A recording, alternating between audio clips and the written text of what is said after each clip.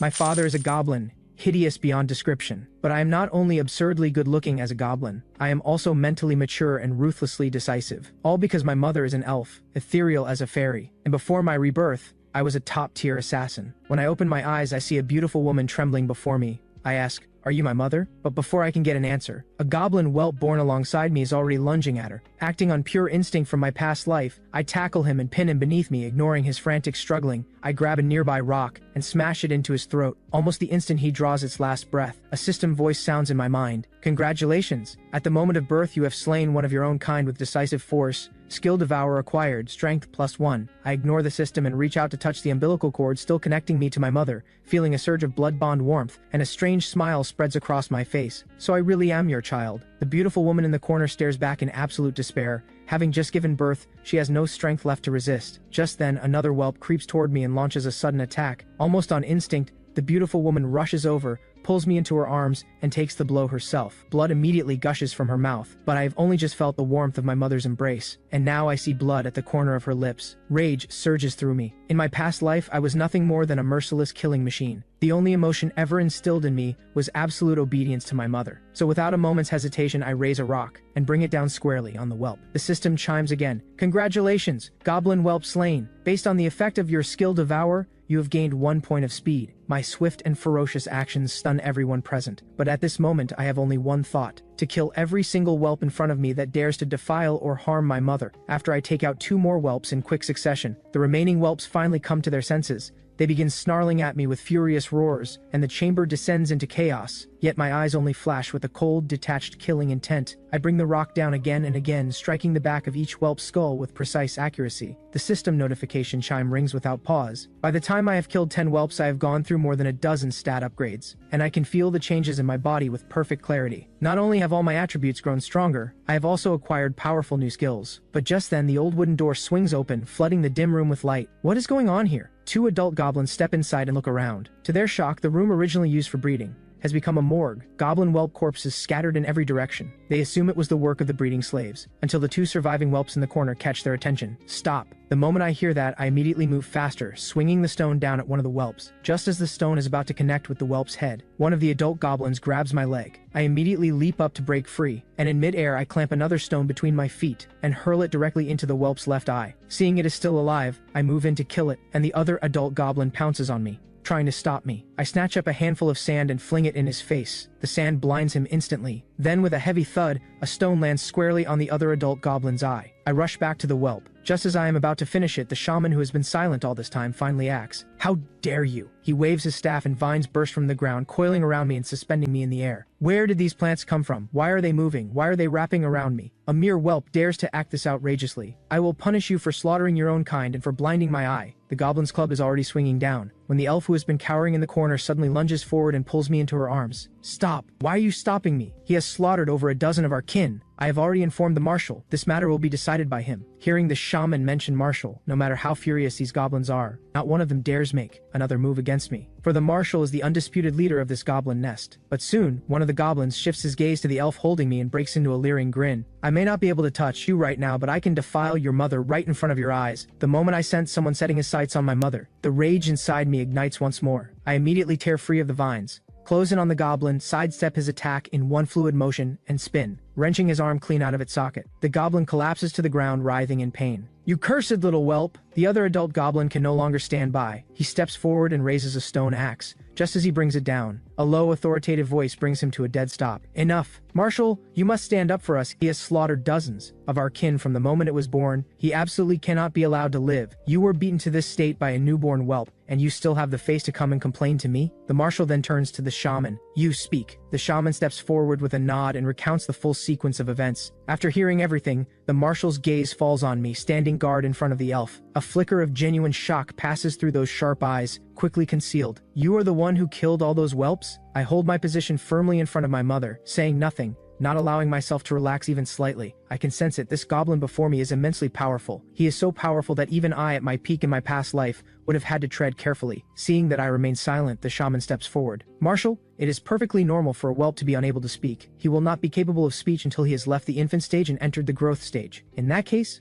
We will address this matter once he can speak. At that moment, a wave of dizziness suddenly hits my head and I collapse. Fortunately, with my mother's care, I come around quickly. Afterward, my mother and I are taken to a prison. A large number of young women are held captive here, all of them reduced to tools for goblin reproduction. But I notice that whenever a girl is taken away by a goblin, her screams are hysterical and desperate. My mother covers my ears and eyes, while she herself trembles and weeps with fear. Seeing this, I ask with concern, "Mother, what is wrong?" A nearby goblin who overhears my question bursts out laughing. What is wrong? She is terrified of becoming our plaything, of course. As if struck by a terrible memory, my mother loosens her hold on me, her eyes going hollow and vacant. I reach up and gently stroke her head, and her emotions, which were on the verge of breaking, slowly settle. "Mother, please do not cry." The goblin outside the iron door watches this scene with great amusement. The more frightened his prey, the more excited he becomes. "Enjoy this while it lasts. In a few days, your mother will belong to everyone." I watch the goblin leave, my expression dark and cold, and commit his face to memory. Mother is crying because of that one. As long as I kill him, mother will not cry anymore. So when night falls, I take advantage of the goblin's negligence at their posts, activate my skill shadow deception to merge into the shadows, and slip out of the cell with ease. With so many captives having already been taken away, the security here has grown noticeably lax. I quickly evade the goblin patrols, and begin searching for the goblin who humiliated my mother earlier that day. After quietly eliminating several patrolling goblins along the way, I finally find tonight's target, Grell. At this moment, he is trying to assault the woman in front of him. "No! Please, anyone, please save me! It's useless, you could scream your throat raw and no one would come." Grell licks his lips, just about to savor the woman before him,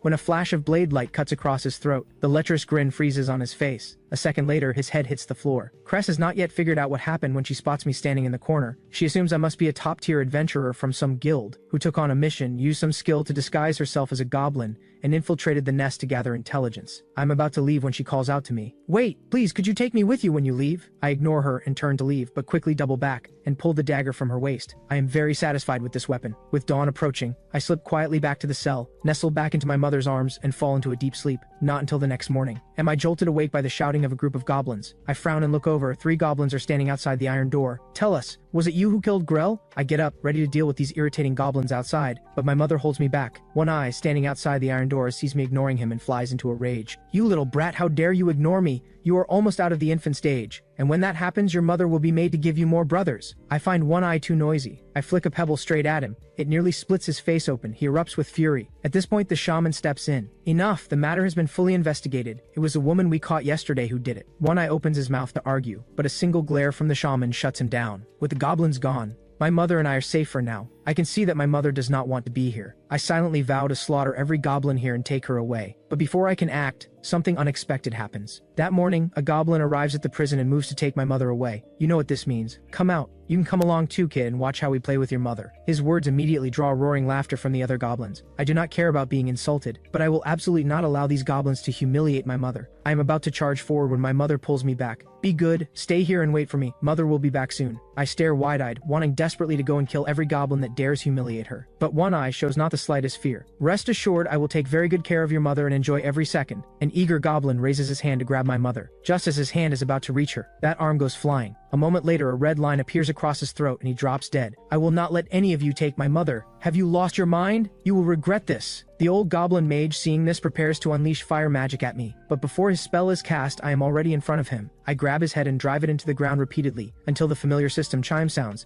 "Congratulations, you have slain the old goblin, and acquired his skill, Fireball." At this sight, every goblin freezes in place, but One Eye suddenly puffs up with confidence, defying the marshal's orders, killing fellow goblins. "Get him! Take down this arrogant little wretch." One Eye is certain of victory, but I show not the slightest fear, vanishing into the shadows in an instant. The goblins search frantically, but find no trace of me whatsoever. Then a flash of silver cuts through the air, and a head goes sailing upward. After that, every time I appear, another goblin dies. Gradually, the remaining goblins no longer dare to advance. Then the system delivers a special notification. Your strength has reached the maximum limit for this stage. As I continue to cut down one goblin after another, my other attributes soon reach their limits as well, but I pay it no attention, and fix my gaze on One Eye, preparing to settle accounts with him once and for all. One Eye breaks into a cold sweat and panic, and shoves the elf in front of him as a shield. "Mother, wait, it will all be over soon." "Child, stop." My mother moves to prevent me from going further. She knows that goblins are considered utterly loathsome by every other race. If she lets me keep killing, there may no longer be any place for me here at all. But I activate shadow deception and appear right in front of One Eye. I am just about to strike, when a dark figure suddenly appears, and actually blocks my dagger. "So you are the strange whelp everyone has been talking about lately. Your strength is truly terrifying. When I was your age, my strength was not even half of yours. In this entire nest, only the marshal as a child could have matched you." One Eye sees Night Rail, and acts as though he has found his savior. He throws himself forward and wails,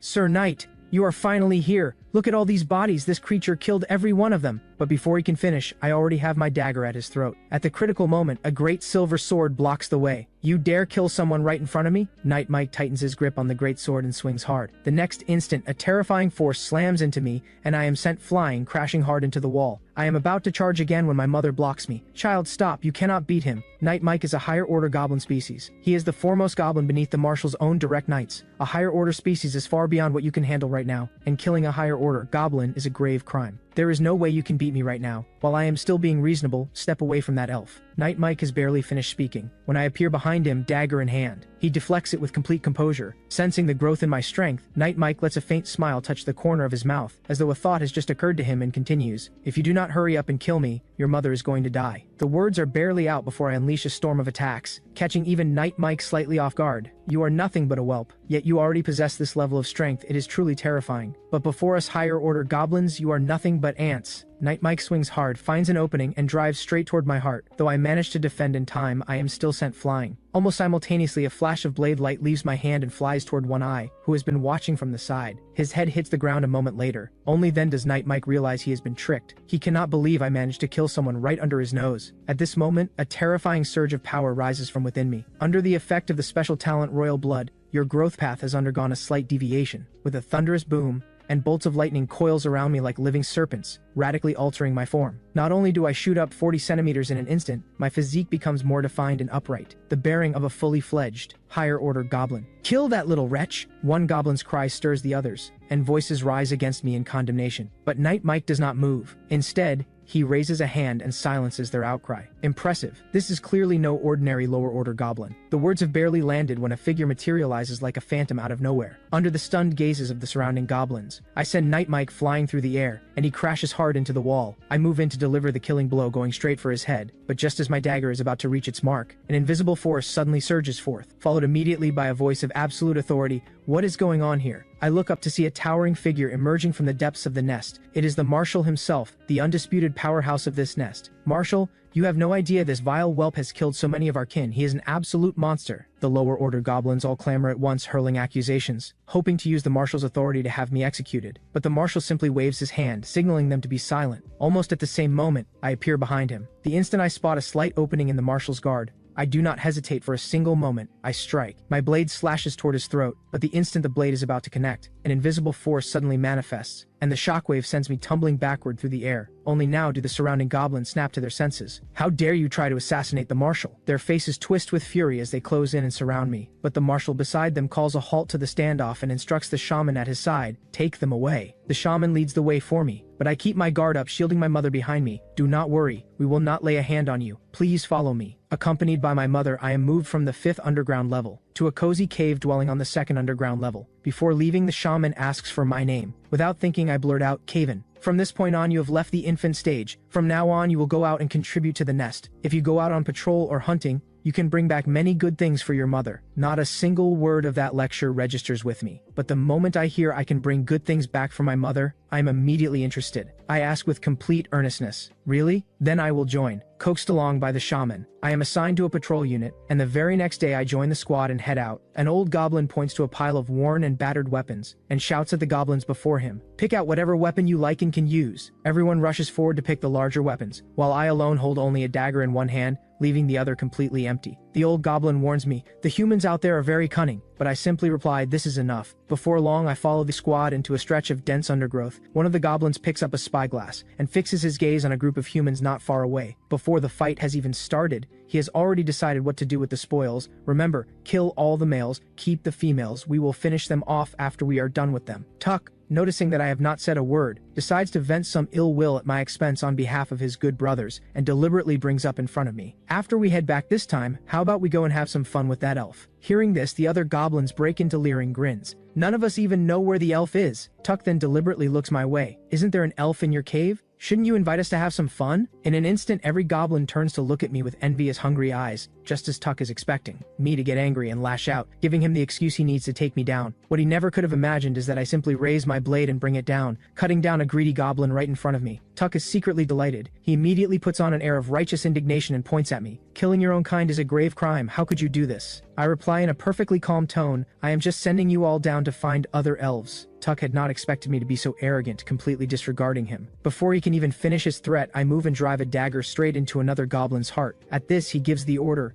and every goblin surges forward in response. But one comes, one dies. Two come, two fall. My movements are agile, my reactions swift, and soon the goblins are dropping one after another. Seeing this, Tuck finally feels fear. He drops to his knees and apologizes repeatedly, insisting that he knows he was wrong. After a long wait with no response from me, he thinks he has escaped with his life and begins plotting to go back and have the marshal settle the score with me. The next second, with a sharp pain, his entire body is cleaved in two. After killing a large number of goblins, I suddenly hear a rapid succession of footsteps approaching. I immediately realize it is a group of adventurers closing in. Before long, the adventurer squad arrives at my location. They all stare in surprise at me standing atop a pile of goblin corpses. What on earth happened here? What is there to be afraid of? It is just a goblin no matter what. Look, those green ears on the goblin corpses are still intact. That is all money. As he says this, the man in the lead lunges at me with a greedy look on his face, intending to deliver a killing blow to me. But the instant the blade touches me, my entire body turns pitch black as ink, melting into the shadows of the forest. Before he can react,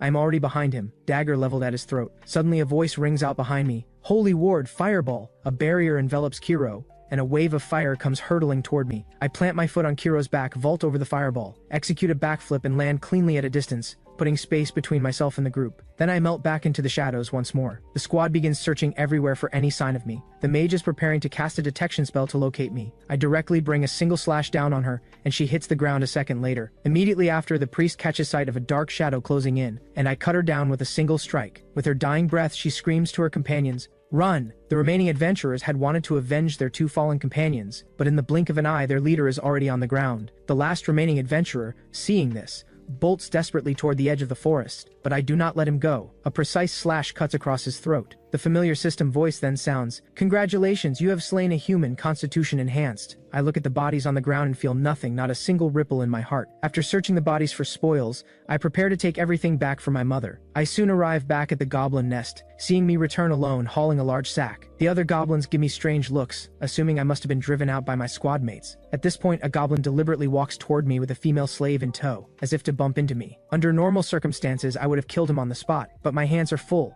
so I ignore the jeering goblins and walk straight past. Just as I am about to enter the nest, Warden Dong calls out to me, "Hey, you there, that goblin?" I originally intend to play dumb and pretend I did not hear, but the guard goblin at the entrance stops me and points it out, and I have no choice but to turn around with a frown. Warden Dong has already jogged up in front of me. "I was calling out to you just now. Why did you not stop?" "You were calling me? I did not hear any goblin call my name." Warden Dong shakes with anger. Just as he is about to raise his staff, he senses a terrifying aura and feels that if he moves so much as an inch, his head will leave his shoulders. On top of that, he faintly senses a suppressive pressure from me, the kind that comes from a higher order goblin. Seeing that Warden Dong has gone completely silent, I lose patience. If there is nothing else, I will be going. "Wait! A portion of those spoils must be handed over." Warden Dong points at the bag on my back. I frown at that and tighten my grip. "This is mine." "What do you mean yours? Spoils belong to the nest, to the squad. How could they possibly belong to a single goblin?" The surrounding goblins all start jeering. Warden Dong draws a deep breath and issues a warning. "You should know, every goblin here must hand over half of whatever they bring back.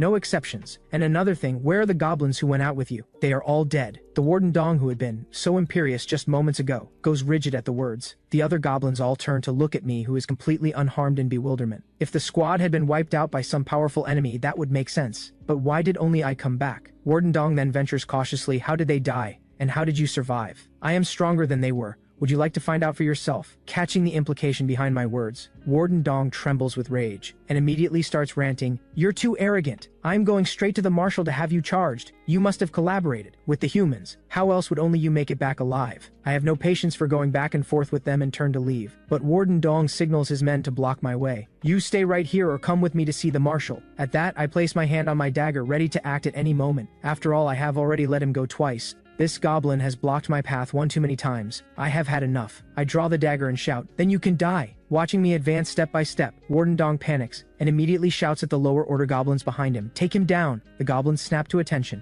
and move to surround me. I draw my dagger and face them head on. Suddenly a sharp voice cuts through the air. "Everyone stop! Leave this to me!" Before Warden Dong can say a word, the shaman cuts him off and turns to me. "All right, "You may go." Without asking any questions, I nod. Then I pick up my bundle and leave in good spirits. Back in the dim, damp room on the second underground level, my mother stares at the bloodstained bag in my hands. She is stunned and asks with a slight tremble, "You killed someone?" I nod without hesitation. "Yes, I did. I killed a lot of people. Am I impressive?" As I say this, I hold up the blood-stained dagger, hoping to earn my mother's praise. But to my surprise, she reaches out and knocks my hand away. "Do not touch me." I do not understand what I have done to upset her, but seeing her staring at the bag, I dump all the spoils out in one go and say with a proud grin, "All of this is for you, Mother. Take whatever you like." My mother looks at me with a mix of heartache and sorrow, until she spots a pocket watch set with a photograph, with the words "Happy Birthday" inscribed on it. She breaks down completely. I panic at the sight, rush to her side and wipe her tears. She chokes out the words, "Why did you kill them?" "Because they were trying to kill me." "What? Someone tried to kill you? Are you alright?" Her tone immediately turns anxious. She pulls me close and checks me over carefully. "I am fine. I am very strong." "Mother, do you not want me to kill people? If you tell me not to, I will listen. You tell me to stop, and I will stop. But what if they try to hurt you?" "That is fine. I can run. I am excellent at hide and seek." Looking at me, who understands nothing, my mother realizes for the first time how important it is to teach me. After a moment of silence, she tells me with great seriousness, "I do not want you killing people recklessly, but if someone is trying to kill you, I will not stop you from killing them. I only ask that you give them a chance first." I listen and nod earnestly, and she shows a smile of quiet relief. The next morning, after breakfast, I prepare to head out as usual. Today, I am assigned to a reconnaissance squad again. Unlike the mockery and ridicule of yesterday, this time no one taunts me at all. Through the conversations of the goblins around me, I have already mapped out the full layout of the grand nest in my mind, and I am quietly preparing for the day I will slaughter every goblin here and escape with my mother. Meanwhile, at the outer edge of Whisper Wood, a group of adventurers is cautiously making their way through the dense trees. At that moment, a group of goblins leaps down from the trees. It is my squad. Seeing goblins, the adventurers all draw their weapons and engage them in combat. I simply watch from the trees, waiting until both sides have battered each other to near ruin. And then I strike, finishing off what remains of both humans and goblins alike. From this, I gained 2 new talents, the goblin talent Beast Sense and the human talent Perception. At this moment, I sense that one human on the ground is still alive. I am about to finish him off, when my mother's words suddenly come to mind. I sheathe my dagger, and turn back toward the goblin nest. Little do I know, the fact that I have returned alone multiple times has already stirred discontent among the other goblins. At this moment, an armored goblin approaches me slowly. It is Night Rail. "Come with me, the marshal wishes to see you." The nearby goblins immediately begin to whisper among themselves, gleefully assuming that I have finally gone too far and even the marshal wants to deal with me personally. But in response to Night Rail's summons, I merely glance sideways at him and walk away. In my eyes, nothing matters more than going back to see my mother. "How dare you ignore me, ignore the marshal's orders." The furious Night Rail lunges at me, intending to grab me and drag me to the marshal by force, but I do not even turn around. I catch his attack barehanded. This instantly drains the color from his face. He struggles hard, trying to pull his hand free, but I have it in a grip he cannot break. So he roars and swings his other hand at me. I simply raise an eyebrow, then twist my wrist, and slam him into the ground. Every goblin present stares on in stupefied disbelief. The next moment, Night Rail scrambles to his feet and roars at me. Having been humiliated, he no longer cares about the marshal's orders. All he wants now is to tear me apart. But just as he charges again, a deep and commanding voice rings out, "Stand down, both of you." At that voice, Night Rail stops dead in his tracks. I turn to follow the sound, and see a powerfully built goblin walking slowly forward. It is the marshal. He carries an invisible, oppressive weight about him that makes every goblin present unable to meet his gaze. The next moment, all the goblins hurriedly bow to the marshal. The marshal walks slowly up to me and looks me over. I tense every muscle, ready to strike at any moment. But the marshal only studies me for a moment, then turns away. "Follow me." With that, the marshal walks off without looking back. Seeing that I have not moved, he pauses and adds, "If you do not want your mother to die, you had best do as I say." Those words hit me like a jolt. I move immediately. The next second, I have my dagger aimed at his heart, but the blade stops there, unable to advance another inch. And this was a perfect opportunity I'd worked so hard to find. Yet the marshal does not even glance at me. He simply catches my dagger between 2 fingers. Not bad, to have grown this much in such a short time. "Do you believe I can kill you? If you think you can, by all means try, but can you?" With that, the marshal flicks his finger. Just that slight force from a finger, and I am sent tumbling and flying backward. After rolling across the ground several times,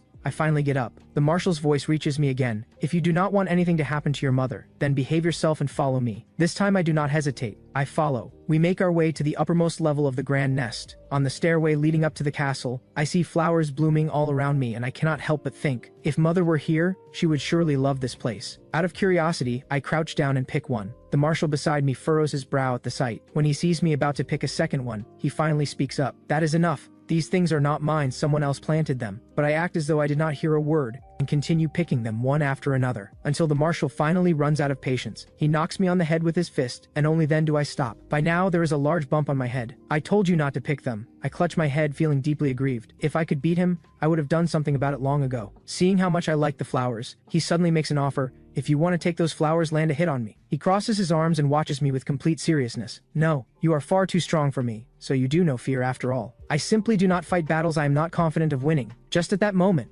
Knight Rail, the one who had been making trouble for me, comes running out. The marshal has a sudden idea, and points toward Knight Rail. Beating him will do just as well. Marshal, is this really appropriate? Is this not just bullying a child? Despite what he says, his eyes are filled with excitement. He has long wanted to teach this arrogant little brat a lesson. If the marshal were not here, he would have done it long ago. At this moment, a strange light flickers in the marshal's eyes. A status panel materializes before him, displaying the combined stats of both Knight Rail and myself. Unlike Knight Rail's normal readings, my stats are strikingly abnormal for a goblin who has only just entered the growth stage. The marshal also recalls that my panel stats rise every single time I go out. How fascinating. For an ordinary goblin to raise their panel stats, it takes prolonged and grueling training. Yet this one has covered in just a few days what others take years to achieve. To probe the true extent of my abilities, the marshal has me, and Knight Rail spar against each other. The moment he announces a start, Knight Rail charges straight at me. I show not the slightest panic. I step back, evade his slash, then raise my hand and hurl a massive fireball at him. But after the fireball lands squarely on Knight Rail's armor, it leaves only a faint scorch mark,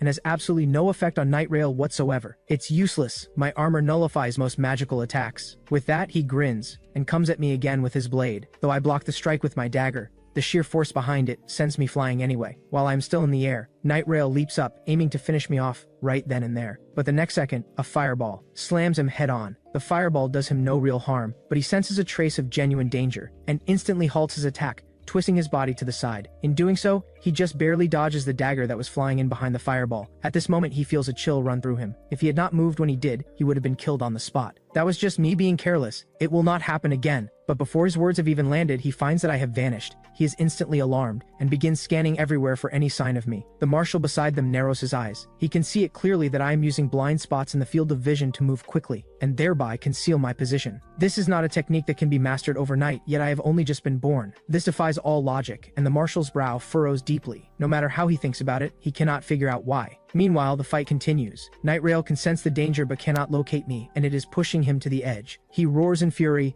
What kind of skill is hiding? If you have any guts, come out and fight me face to face. The next moment, I appear right behind him. By the time he senses me, it is already too late. Just as the dagger is about to plunge into his body, the marshal intervenes. He appears in front of me in an instant and effortlessly deflects my strike with one hand. Alright, that is enough. Knight Rail roars at me in fury. Just you wait, I will make you pay for this. I ignore his ranting and turn to the marshal. He is not dead yet. Seeing that I genuinely want to kill him, Knight Rail flies into a rage and is about to start cursing, when he finds that I have vanished again. The next second, I appear behind him and leave a shallow cut across his neck. Knight Rail, feeling utterly humiliated, screams that he will kill me, but the marshal shouts him down and orders him to stand down. Knight Rail dares not defy the marshal's word. He withdraws, shooting me a vicious glare as he goes. He does not notice that the blood seeping from his throat seems to carry something mixed within it. Once he is gone, the marshal slowly speaks. Why did you not stop? Were you trying to kill him? Why should I stop? What is wrong with killing him? Is a match not decided when one side is dead? Is that your way of survival? What is a way of survival? All I know is, if you want to live, you kill everything that threatens you. Hearing words so unfitting for my age, the marshal lets out a long, heavy sigh. He then waves his hand. You can go. Take those flowers you picked with you. From now on, you are to come here every day. I will teach you combat techniques. Killing is simple, I am already very capable. What you use is assassination technique, not combat technique, and your assassination technique is far too reckless, you abandon all defense entirely. Who on earth taught you this? It is as if your own life means nothing to you. My mother taught me, but I do not explain that it was the woman I called mother in my past life. The marshal's eyes narrow slightly. Come every day from now on, no matter what, you will come, but I have no desire to spend time with him. All I want is to get back to my mother, so I stubbornly push back. What makes you think I will not? Because I am stronger than you. Then let us put that to the test. Half an hour later, I am lying on the ground gasping for breath and I snarl up at the marshal. I will kill you one day. If you think you can, by all means try. Whenever you are ready, I will be waiting. But until that day comes, get stronger by whatever means necessary. With that, he walks away without a backward glance. I rest on the ground for a moment, and just as I am about to get up, my legs give out and I drop back down. The battle earlier has drained every last bit of my energy, but if I do not get back soon, my mother will worry. Thinking this, I force my body upright once more, only for my legs to give way again, and I fall. but this time, I land on something soft. The scent that reaches me is different from my mother's. When you are hurt, you should rest properly. Theron is really something, being that harsh on a child. In the human world, they would call that child abuse. Who are you? My name is Alara. I am his wife. She then touches the scar on her face. I am sorry, am I very ugly? Did it frighten you? You are not ugly. Something suddenly comes to mind. I struggle out of her arms and get up. I need to go. My mother is waiting for me. You cannot. You are still injured. Let me tend to your wounds first, then you can go, okay? I hesitate for a moment, then decide to trust her. She takes out some medicine from her ring. I sniff it, not poison. For some reason I cannot explain, I feel a strange sense of familiarity toward this woman I have only just met. As Alara treats my wounds, she tells me, healing magic works by using life force to accelerate cellular regeneration. Every form of magic carries a cost. Using healing magic in the middle of combat is a last resort. But after a battle, if there is time and the injuries are not severe, it is better to use medicine as a supplement and let your body heal on its own. I nod blankly, only half understanding, which draws a laugh from Alara. By the time I leave the castle, it is already deep into the night. As I pass the entrance to the nest on my way down, Warden Dong suddenly calls out to me. Your things are still here. If you do not want them, I am throwing them out. Inside is the loot I collected today, so I pick up the bundle and head off to trade with other goblins. Just as I am about to enter the nest, a torn-ear goblin who has been lurking in the shadows, Baya, suddenly runs out, trying to catch up with me, but a patrolling goblin blocks his way. Just where did you come from? But he apparently cannot speak yet, and simply struggles to get past and follow me. I sensed his presence long ago, but I pay him no mind. I go about my business exchanging a few goblin shell coins and buying some fruit and food to bring back for my mother. I even come across a few cups of instant noodles. Since the goblins have no idea what they are, the price is quite cheap. I take several without hesitation. Paying no attention to the little goblin being held up by the patrol behind me, I head straight to the cave on the second level. I push open the door, catch the familiar scent, and call out,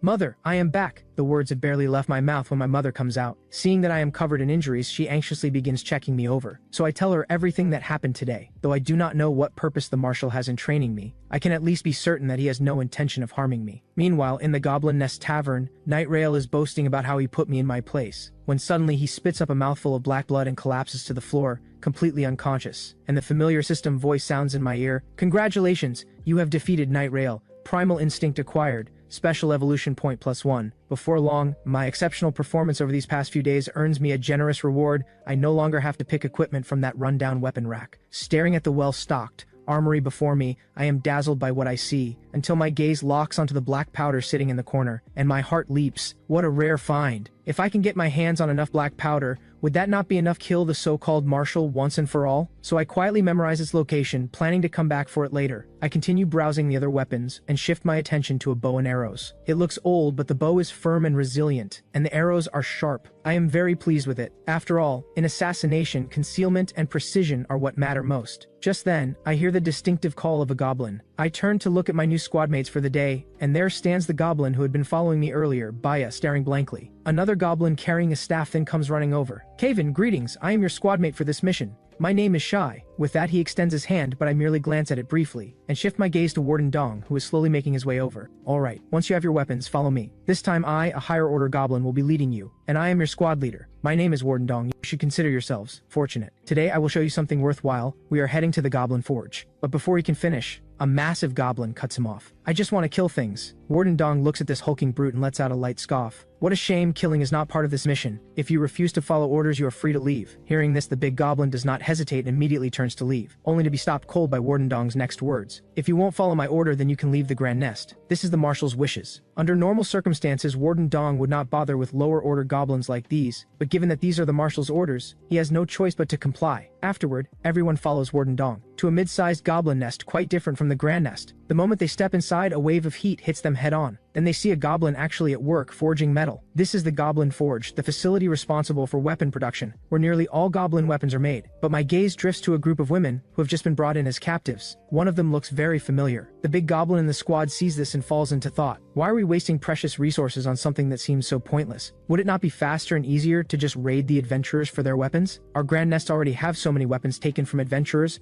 Why go to all this trouble to make more? He is very confusion. It's better to spend that energy killing more humans and drive them out of this forest entirely. Warden Dong shakes his head at that. The Marshal says we cannot always depend on others. Only by mastering the technology of weapon making can we goblins truly become an independent people, no longer at the mercy of others. The marshal wants us to break free from our dependence on adventurer weapons. Besides, the weapons taken from adventurers are mostly crafted to fit humans. They simply do not suit us. The marshal wants to forge weapons made specifically for our kind. Warden Dong does not contradict Shai's words. After all, Shai was personally named by the marshal and then selected for this squad. He is clearly no ordinary goblin. Just then, a hearty laugh rings out from within the cave. A powerfully built goblin carrying a massive iron hammer walks slowly toward them. Hello everyone, I am the chief of the Goblin Forge. My name is Rugnar. Looking at the unusual combination standing before him, Rugnar's mouth curves into a slight smile. Quite an interesting squad the marshal has put together. I wonder what he has in mind. He is just about to invite everyone to rest in their rooms when suddenly, a cry from the entrance draws everyone's attention. It is a group of women captured and brought to the nest, bound together, their eyes full of fear and despair. One familiar figure catches my eye. It is Cress, the woman who gave me the dagger. What is she doing here? Just then Baya suddenly cries out and charges at the goblin holding the rope. Damn it, are you trying to steal our spoils? Have you lost your mind? The lower order goblin holding the rope delivers a full force kick to Baya's stomach and sends him flying. Seeing Baya struggle back to his feet, the goblin moves to stomp down on his head. Warden Dong steps in. Stop it. If you injure someone under my charge, where does that leave my face? Next time, do not go throwing yourself at women and trying to grab them outside. These are our spoils. We enjoy them first. That is our right. You can wait until we are done. The lower order goblin laughs loudly and turns to leave, but Baya struggles to his feet and grabs his hand. Seeing him try yet again to interfere,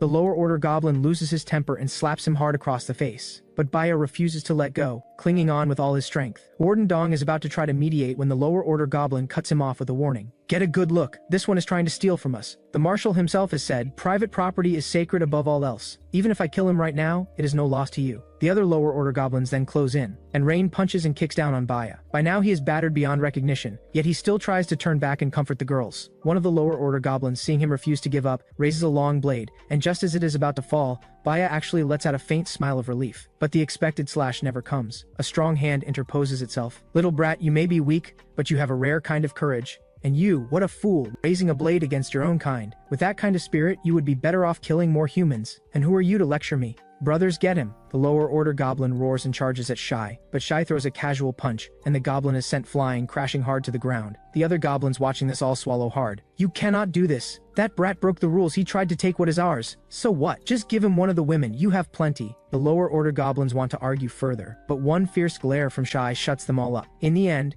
they are given a girl of around 13 or 14 years old. But just as those lower order goblins are about to leave, the apprentice of Rugnar, who has been silent until now, Anvil, speaks up. Can you not count how many of us there are? One woman is nowhere near enough. The lower order goblins dare not argue with Anvil and leave behind 4 more women. Baya, still lying on the ground, cannot stop the tears from falling. Just then a timid voice breaks through his thoughts. The girl who was just handed over has come to his side, trying to comfort him. Baya struggles to stand, but his legs immediately give out, and Shai catches him just in time. Baya lets out a quiet breath of relief. It seems there are good goblins and bad ones after all. Then his gaze falls on the woman standing beside Shai. What? One is not enough. Do you want this one too? Baya stares blankly for a few seconds. Then, without warning, Shai raises his blade and cuts the woman down. Baya's eyes go wide at the sight, filled with horror and fury, but Shai seems entirely unbothered, muttering with a look of disgust. How disgusting. I have no idea why those goblins bother capturing humans. They should just kill them all. Kill every last human who dares set foot in goblin territory. Would you not agree? As he says this, Shai reaches out to put a hand on Baya's shoulder,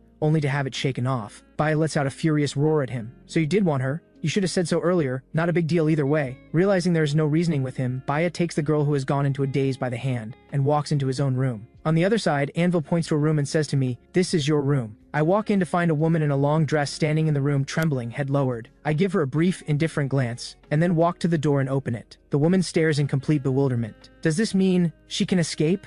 Thinking this, Vera quietly slips away from the doorway and makes her way toward the entrance of the nest. She is lucky along the way and doesn't encounter any goblins. But just then, a wretched cry reaches her from not far away. It is one of her companions, and it's also one of the women taken away by those lower order goblins. Vera peers through cautiously and freezes on the spot. Inside the room lie several bodies, the sight too brutal to describe. The only one still alive is her close friend Helen, being surrounded and assaulted by several goblins. At that moment, Helen seems to spot something. She stares wide-eyed at the doorway and tries to scream, but her mouth is gagged and not a sound gets out. But the movement catches the goblin's attention. The moment Vera sees his eyes turn toward her, she runs away, but a pair of hands suddenly shoots out from behind her and clamps around her throat. She is lifted up in an instant. Though goblins are by nature wild and unrestrained, I am nothing like them in that regard. After deliberately letting the woman assigned to serve me walk free, I slowly open my eyes and speak to the empty room. come out. The next second, Cress steps out from the corner with a grin. I knew I could not fool you. To be honest with you, I am here to sabotage this place. Do you happen to have any intelligence or maps of this nest? Of course. Wonderful. If you are willing to help, I will split my mission reward with you half and half. I have been inside the goblin nest since birth, and in my past life I was nothing but an assassin carrying out orders for my mother. I have no idea what a mission reward even is. Seeing me frown in confusion, Cress mistakes it for dissatisfaction with the split. How about 60-40? You get 60, I get 40. 70-30, that is my limit. 80-20, I genuinely cannot go any lower. Cress looks close to tears. Little does she know that I have not understood a single word of what she is saying. The moment I open my mouth, Cress assumes I have agreed and immediately shares her mission details with me. My mission is to obtain a map of this place. If I can also gather detailed intelligence on its defenses and garrison strength, even better. The mission reward is 1,000 gold coins. In this world, 3 gold coins is already a full month's income for an ordinary person, and all I have to do is draw a map to earn a reward this generous. What a deal! Of course, the difficulty of the task matches the reward. As everyone knows, goblins are creatures that live for fighting, but I have no idea what use 1,000 gold coins would be to me. I think a real weapon feels far more practical. Thinking this, my eyes drift to the ring on Cress's hand. I can feel a faint, mysterious energy emanating from it, similar to the mysterious force within my own body. Noticing my gaze, Cress immediately closes her hand around the ring. Absolutely not. This is a very precious storage ring. It can hold up to 3 cubic meters of items. On the outside market, it is worth thousands of gold coins. I stare at her in silence, my gaze alone putting enormous pressure on Cress. She is terrified that if I get angry, I will simply kill her. In the end, she has no choice but to take it off and hand it over. I take the ring and examine it curiously. As I channel magic into it, the ring allows items to be stored and retrieved at will. I am thoroughly absorbed in playing with it. Just then, there is a knock at the door. Cress and I exchange a glance, and she immediately activates her skill, vanishing from sight. Kaven, are you asleep? I grip my dagger and open the door. Standing outside are Anvil and Vera. Anvil shoves Vera forward. I caught your slave and brought her back. I state directly that I have no slave. Anvil narrows his eyes. So you really did drive her out? I never expected to find a goblin with no interest in women. Just as I am about to close the door, I feel a hand grab my wrist. I look up to see Vera's face streaked with tears. No, please, save me. She weeps. She knows full well what awaits her if Anvil takes her back. In the face of her plea, I pull my hand free without reaction. Seeing this, she cries out desperately, I will do anything you ask, anything. I refuse without hesitation. No. Vera loses all will to survive. As she is taken away, she murmurs through her tears, if only I had never taken that elf's mission. The word elf catches my attention. I hesitate for a second, then quickly say to Anvil, wait, I will take her. Before Anvil can even react, I pull Vera into the room. Anvil opens his mouth to say something, then shakes his head helplessly and turns to leave. Vera, having narrowly escaped her fate, stares at me in complete bewilderment, entirely unable to comprehend why I suddenly changed my mind. Seeing me staring at her, she slowly begins to remove her clothes. It is my first time, so please be gentle. I stare at her in confusion. I only brought her in because she mentioned an elf, and my mother happens to be one. Just as Vera is down to her undergarments, Cress, hiding in the shadows, can no longer hold herself back. She covers her eyes, flushed with embarrassment, and kindly warns, hold on, if you two are going to do that, at least wait until I leave. With that, Cress activates her concealment skill and vanishes. I then slowly speak up. You mentioned earlier that you took a mission from an elf. What was that about? Vera's eyes go wide with realization. She understands now that this was why I kept her.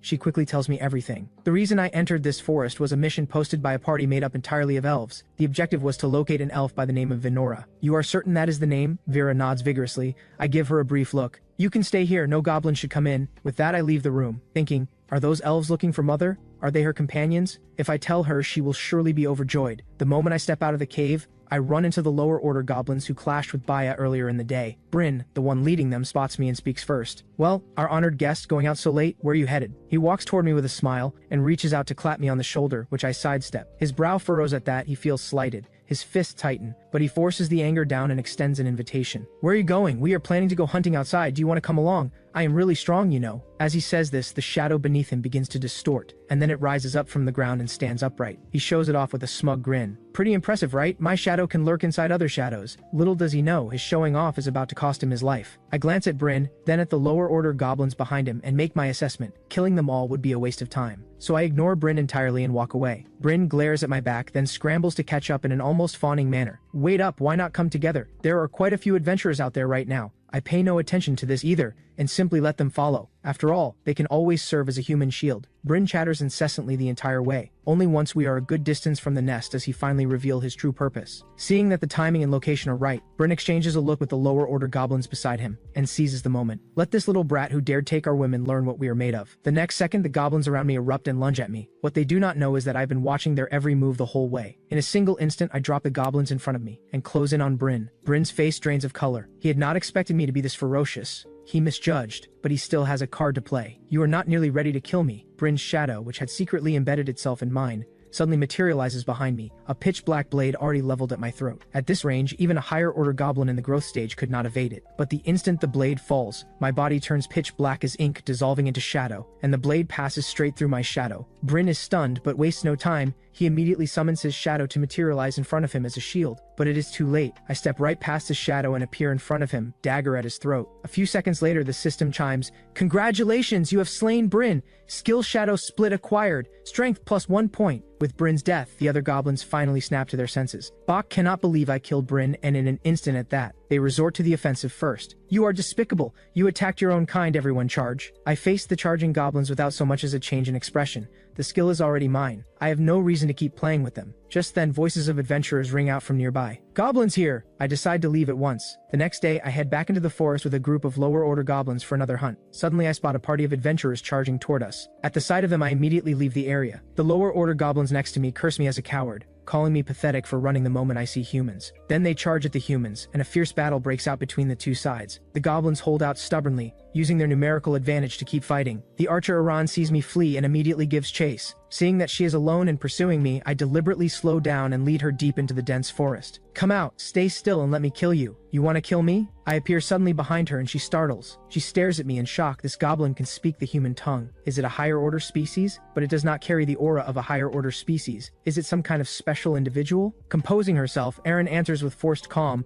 "Of course, slaying monsters is what we adventurers do." I say nothing and simply hold her gaze. It unnerves her enough that she takes an involuntary step back. But then, unexpectedly, I speak. "I see no killing intent in your eyes, so I will not kill you." With that, I turn and walk away, leaving Aran standing there in a daze. I return to the main goblin group. By now, most of the adventurers and lower-order goblins are wounded and on the ground. Only a warrior named Dale, wielding a great sword, and one goblin are still standing. The goblin lets out a roar, arcs of lightning crackling across its palm. But just as Dale and the goblin are both about to strike, an arrow splits the air and finds the goblin's heart with perfect precision. Dale is visibly stunned, and the familiar system voice already sounds in my ear. "Congratulations, you have slain the goblin and acquired its skill, Lightning Strike." Just as I stow my bow and prepare to leave, a furious shout erupts from behind me. "Found you!" A sharp blade cuts through the air toward me. I dodge in a flash, leap down from the tree and quickly reposition, but I immediately sense a powerful killing intent locking onto me. My eyes sharpen, and I move, and collide head-on with the charging figure. Dale is sent flying backward by my strike, slamming hard into a tree trunk. He stares at me in disbelief, and realizes there is something genuinely different about me. Though I have the distinctive pointed ears, my face is strikingly similar to a human's. After witnessing the extraordinary power I have shown, the rest of his party calls out for him to run, but Dale struggles to his feet, his eyes steady and resolute. "I will not abandon my teammates." With that, he raises his sword and charges at me again. I simply raise my hand slowly and catch his blade between my fingers with ease. How is this possible? I see killing intent in his eyes, which means there is no reason to hold back. So I raise my foot and drive it into his abdomen, sending him flying instantly. He spits out a mouthful of blood and collapses completely. I watch him lying there barely alive and feel the urge to finish him rising inside me, but my mother's words suddenly echo through my mind. Just then, Dale suddenly shouts,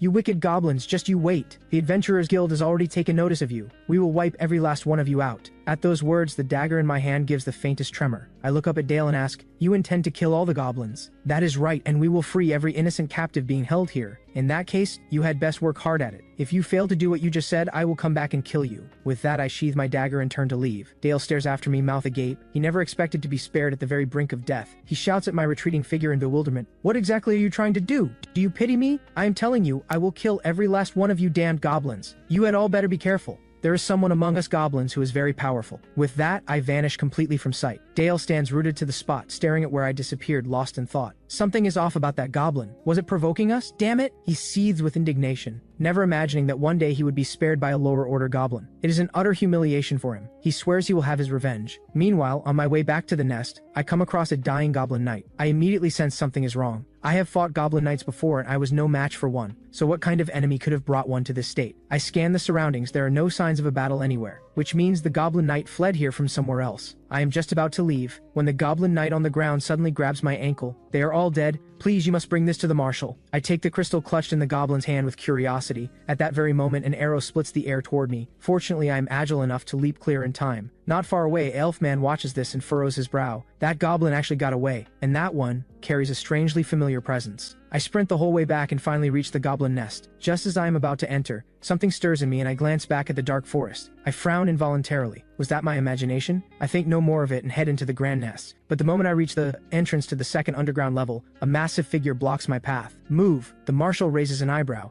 It seems you have something you have not given me. I frown slightly, as if something clicks, then reach into my pocket, pull out the crystal and hand it to him. He takes the vision crystal and immediately channels magic into it. The next moment, a faint ripple spreads through the surrounding space, and a blue screen-like projection materializes. On it appears a valley, with a small structure at its center. Inside is an altar built from piled bones, surrounded by a magic circle drawn in flowing blood. At the sight of this, the marshal shows a rare expression of disgust. I did not expect the filth from the Gate of Verity to appear here as well. The Gate of Verity is a cult, where members claim to pursue truth while sacrificing souls to the evil god in exchange for power. Their sacrificial slaughter is not limited to humans. Anything with blood and bones becomes a target. That's why every major race despises them. I nod, making clear I have no particular interest in any of this, and am just turning to leave when the marshal stops me. Did I say you could go? Have I not already told you you are to come to me every day from now on? Why should I listen to you? I am teaching you combat techniques for your own benefit. I said I do not need you to teach me. Faced with my stubbornness, the marshal looks thoroughly exasperated. Then, recalling something the shaman said, he abruptly changes his approach. If you can injure me, I'll give you these. He opens his hand to reveal a few seeds, which he had originally intended to bring to Alara. In virtually the same instant, I vanish from where I stood. The marshal lets out an admiring smile, inwardly marveling at my speed. The next second, the seeds that were in his hand are already gone, replaced by a faint cut across his palm. The wound is shallow, but it carries a strange quality, as though some force is quietly stirring within it. The marshal looks down at the mark on his hand, and a smile tugs at the corner of his mouth, growing again, and that talent truly worthy of the one chosen by the king. He murmurs to himself, a firm resolve burning in his eyes. But then, without warning, he spits up blood. His face turns deathly pale in an instant and his body sways. He wipes the blood from the corner of his mouth, a trace of cold resolve flashing through his eyes. He knows he cannot fall here, there are still far more important things he must do. Meanwhile, on my end, I have apparently succeeded in taking the seeds he held. But not long after leaving, I spit up a mouthful of blood and slump weakly against the wall. I open my palm and look at the 3 faintly glowing seeds, and a faint smile crosses my face. Mother, you are going to be so happy. After a brief rest, I get ready to head back to the nest. But the moment I stand, my body pitches forward against my will, and I fall into a gentle embrace. I look up. It is Alara again. Oh, what has happened to you now? Alara gently steadies me. I struggle to get up, but she holds me firmly in place, her ample figure nearly suffocating me in the process. Fortunately, she notices in time and props me up against the wall to rest, then asks with concern, "Are you alright?" I manage a weak smile. I am fine. Just a bit dizzy. Satisfied that I am not seriously hurt, Alara lets out a breath of relief. She deftly takes out bandages and medicine and begins to treat my wounds. You are very capable, I say suddenly. Alara's hands pause, and she quickly asks, why do you say that? I used to be capable, but not so much anymore. Is that so? You are more capable than he is. Am I imagining things? What, are you trying to get me to kill him? No, I will kill him myself with my own hands. Hearing me say I intend to kill Theron, a flash of sorrow crosses Alara's eyes. She hesitates for a moment, then asks, do you hate him very much? What is hate? I do not know. Then why do you want to kill him? I shake my head again just as blankly as before. If you want to kill him, you will need to work much harder. He is very powerful, at least far stronger than I am. Suddenly, several books slip out from her sleeve. I look down at the titles, How to Be a Good Mother, How to Become a Qualified. I get halfway through reading the title before Alara snatches them back. Her face flushes red and she deliberately avoids my gaze. Do you have children? I do not have children. Then why are you reading books like that? I want to become a qualified mother. As she says this, Alara finally meets my gaze directly. Then, with complete seriousness, she asks, would you be willing to be my child, so that I might have the chance to become a qualified mother? I cannot. I already have my own mother. If you want a child, you should have one of your own. Rejected, Alara lowers her head in dejection. She seems to be carrying something she cannot bring herself to say. I check my recovered body, immediately stand up, bounce on my feet a couple of times, all good. Then I take my leave of Alara. Then I will be going. Alara watches me with gentle eyes and nods. Watching my retreating figure, something complicated stirs in her eyes. Her hand drifts involuntarily to her abdomen, and her expression darkens. I will never forgive those who took from me the chance to become a mother. On my end, I return to the nest and have barely opened the door, when a figure launches itself at me. I react instantly. Just as I am about to raise my dagger, the familiar scent makes me drop my guard in an instant. Kaven, you are finally back. Let me take a look at you. You are hurt? What happened? I recount the sparring session with the marshal. This only reinforces Venora's belief that the marshal is grooming her child as a future successor. This is a good thing for you. After all, in this world, strength is everything. I suddenly remember the gift I prepared for Mother, and pull a few seeds from my pocket and hand them to her. Are these star lotus seeds? Mother is surprised. How did you get your hands on seeds this rare? But I know nothing about this flower. And just look at her with a puzzled expression. The star lotus is a beautiful flower. Legend says it carries traces of fortune within its petals. It is a flower blessed by the goddess of luck. Would you like to see it bloom? Yes, but growing them takes a long time. It will not take long at all, just leave it to the sprites. Venora presses the seeds into the soil, then closes her eyes and places her hands over her chest as though in prayer. Sprites, please hear my request. Let the life sleeping beneath the soil awaken and grow. As her chant fades, the dim room suddenly brightens, and specks of starlight converge from every direction, swirling around her. Before long, the seeds just pressed into the earth begin to sprout, putting out tender green leaves. Then one by one, tiny buds emerge from among the leaves. Finally, through the sprite's efforts, beautiful star lotus flowers bloom one after another, filling the dim cave with their radiance. At the sight of this miracle, I cry out in delight. Well, are they beautiful? They are. Mother, you are amazing. So Kevin, would you like to learn? Yes, but can I actually learn it? You carry my bloodline, of course you can, Kevin. What I will teach you is not magic, it is elven arts, a special technique that only certain elves can use. Venora watches the specks of starlight beginning to drift around me, and covers her mouth in surprise. She never expected the sprites to take to her child like this, even though he is a goblin. I exclaim excitedly, I'm just like Mother now. Venora strokes my head, her expression warm with pride. My child, you truly has a gift. I lose myself in the long mist warmth of my mother's gentle touch, a sense of peace and happiness rising inside me that I cannot put into words. But the quiet does not last long. A strange presence seeps in without warning. I detect the change immediately, and in a flash I draw the blade at my waist and hurl it into the darkened corner. A dark figure darts out from the shadows. Oh my, is this how you welcome guests? As the voice sounds, an alluring silhouette steps slowly out of the darkness. She is dressed in a black gown that hugs her slender waist, long dark hair falling loose around her, a thin veil across her face, leaving only her bewitching eyes exposed, eyes that seem to see through everything. You are of the demon race? What a surprise, a pure-blooded elf in a place like this. I've seen it all, but a pure-blooded elf getting captured? That's a first. If those self-important elven nobles were to find out, I wonder what they would have to say. What are you doing here? Before Malika can answer, I have already flashed to her back. Just as I bring my dagger down, her long scythe is already there to block it. Then a terrifying force slams through the weapon and sends me flying. She is clearly no opponent I can handle. Under normal circumstances, I would flee without hesitation. But right now my mother is behind me, and I must protect her. So I step forward. Impressive. You cannot beat me, yet you still advance. Let me test what you are made of. Malika swings her scythe down at me. The force behind the blow is enough to kill me. Suddenly Venora cries out, do not harm my child. The next second, faint points of light appear around her body.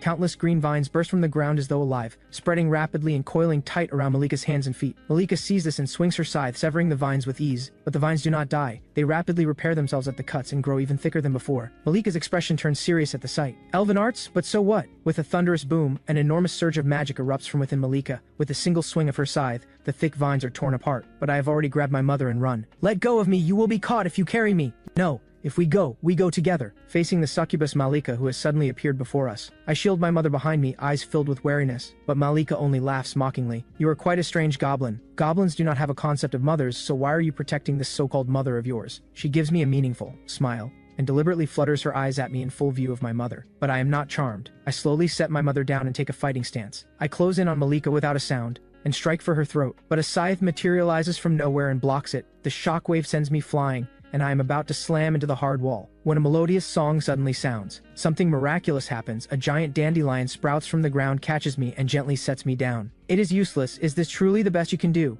Malika laughs with smug satisfaction. But in the moment of her complacency, a gush of blood suddenly erupts from her. A pitch-black shadow is standing behind her, holding my dropped dagger. At some point it had driven the blade clean through her body. No trace of magic or no incantation. Is this a skill? Interesting. But you have made me angry, Malika murmurs to herself, and then an overwhelming surge of magic unlike anything before erupts violently from within her. Her body begins to undergo a strange transformation. The wound closes at a visible rate. She slowly raises her hand and an even more terrifying force begins to gather in her palm. Before absolute power, all technique and cunning are meaningless, so die. Malika hurls a fireball at me. I have no time to escape. My mother pulls me tightly into her arms and summons countless vines from the ground to form a protective barrier around us. But against the fireball, the vines are like moths to a flame. They ignite almost instantly. Dead just like that? How dull. Wait, something is wrong. Malika senses something amiss. Row upon row of goblin knights have placed themselves between Malika and me. using their own bodies to absorb the terrifying magical assault. At their head is Nightmok. Before you come to kill our goblin, did you think to ask us first? You think you can stop me? We will not only stop you, we will kill you. The goblins fix their eyes on Malika with savage intent. With what you have, you think that is possible? She slowly raises her hand and a powerful surge of magic erupts from her. Goddess of war and flame,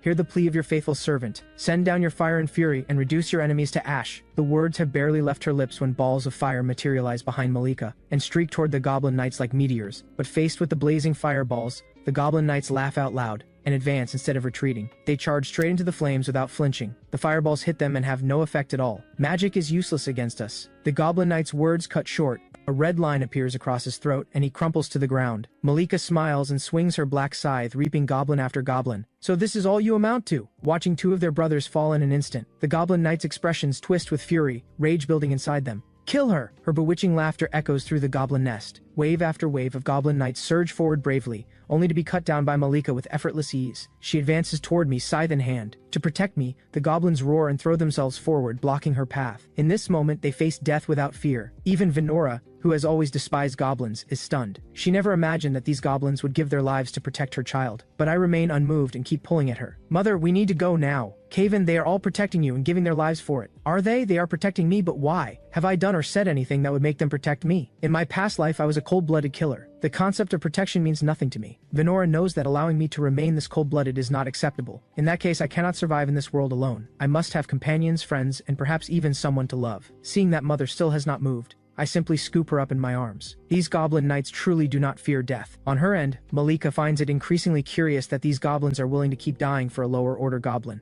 and her curiosity about my identity only deepens, her steps quickening involuntarily. Faced with the endless stream of goblins, she simply swings her scythe in a wide arc and unleashes Reaper's Waltz. A pitch-black circular blade aura expands outward in every direction from Malika as its center. Anything the dark light touches is instantly severed, torn apart, and killed. I sense the danger immediately and pull my mother down to the ground, narrowly avoiding the sweep. But when I look back, every goblin knight who had been standing behind us has fallen. Malika steps over the goblin corpses and walks slowly toward me. Well then, my little goblin, are you ready? I activate Shadow Deception and appear in front of Malika in an instant. Despite her fast reflexes, my dagger still catches her face. You little brat, do you not know that a woman's face is her second life? Malika flies into a rage and swings her scythe at me. I move to dodge but find I cannot move my feet. I look down. The blood on the ground has come alive somehow, coiling around my feet. It is no use. You cannot escape. Just as I think I am finished, a dark figure suddenly appears in front of me and takes the killing blow. It is Nightmok. I cannot understand why. Blood pours from Nightmok's mouth, but even so, he remains standing in front of me and forces out one final word, go. The word barely leaves his lips before my mother scoops up my frozen, dazed self and moves quickly away. Once I am far enough away, Nightmok surges with a final burst of life. He roars, his muscles swelling to their limit. Come on, I will not let you pass. How amusing, but can you really do it? I have no time to play with you. The words have barely fallen before the black scythe and his sword clash together. The shockwave that erupts sweeps across the entire area. Mother, why did he take that blow for me? Because he was protecting you. Why would he protect me? He tried to capture you before and tried to kill me, and I nearly killed him. Whether human, goblin, or elf, all living things are capable of change. This is something you should think on yourself. Why did he protect you? Does he have a purpose? Does it affect you in any way? I hope that one day Caven will be able to act on his own judgment and save whoever he wishes to save. Whether human, goblin, or elf, it does not matter. I am genuinely confused. In my mind there is killing but no concept of saving. As for protecting Mother, that is purely instinct. In the end, I can only nod in a daze, but then Mother hugs me and adds, Caven, remember, no matter what you do, your own life comes first above everything else. Anything that threatens your life, you are allowed to disregard it. Understood? The word has barely left my mouth when a powerful shockwave crashes into us. Mother holds me tight and dodges quickly, but she herself slams into the wall and loses consciousness. Seeing my mother collapsed on the ground, I reach out toward her with trembling hands. No.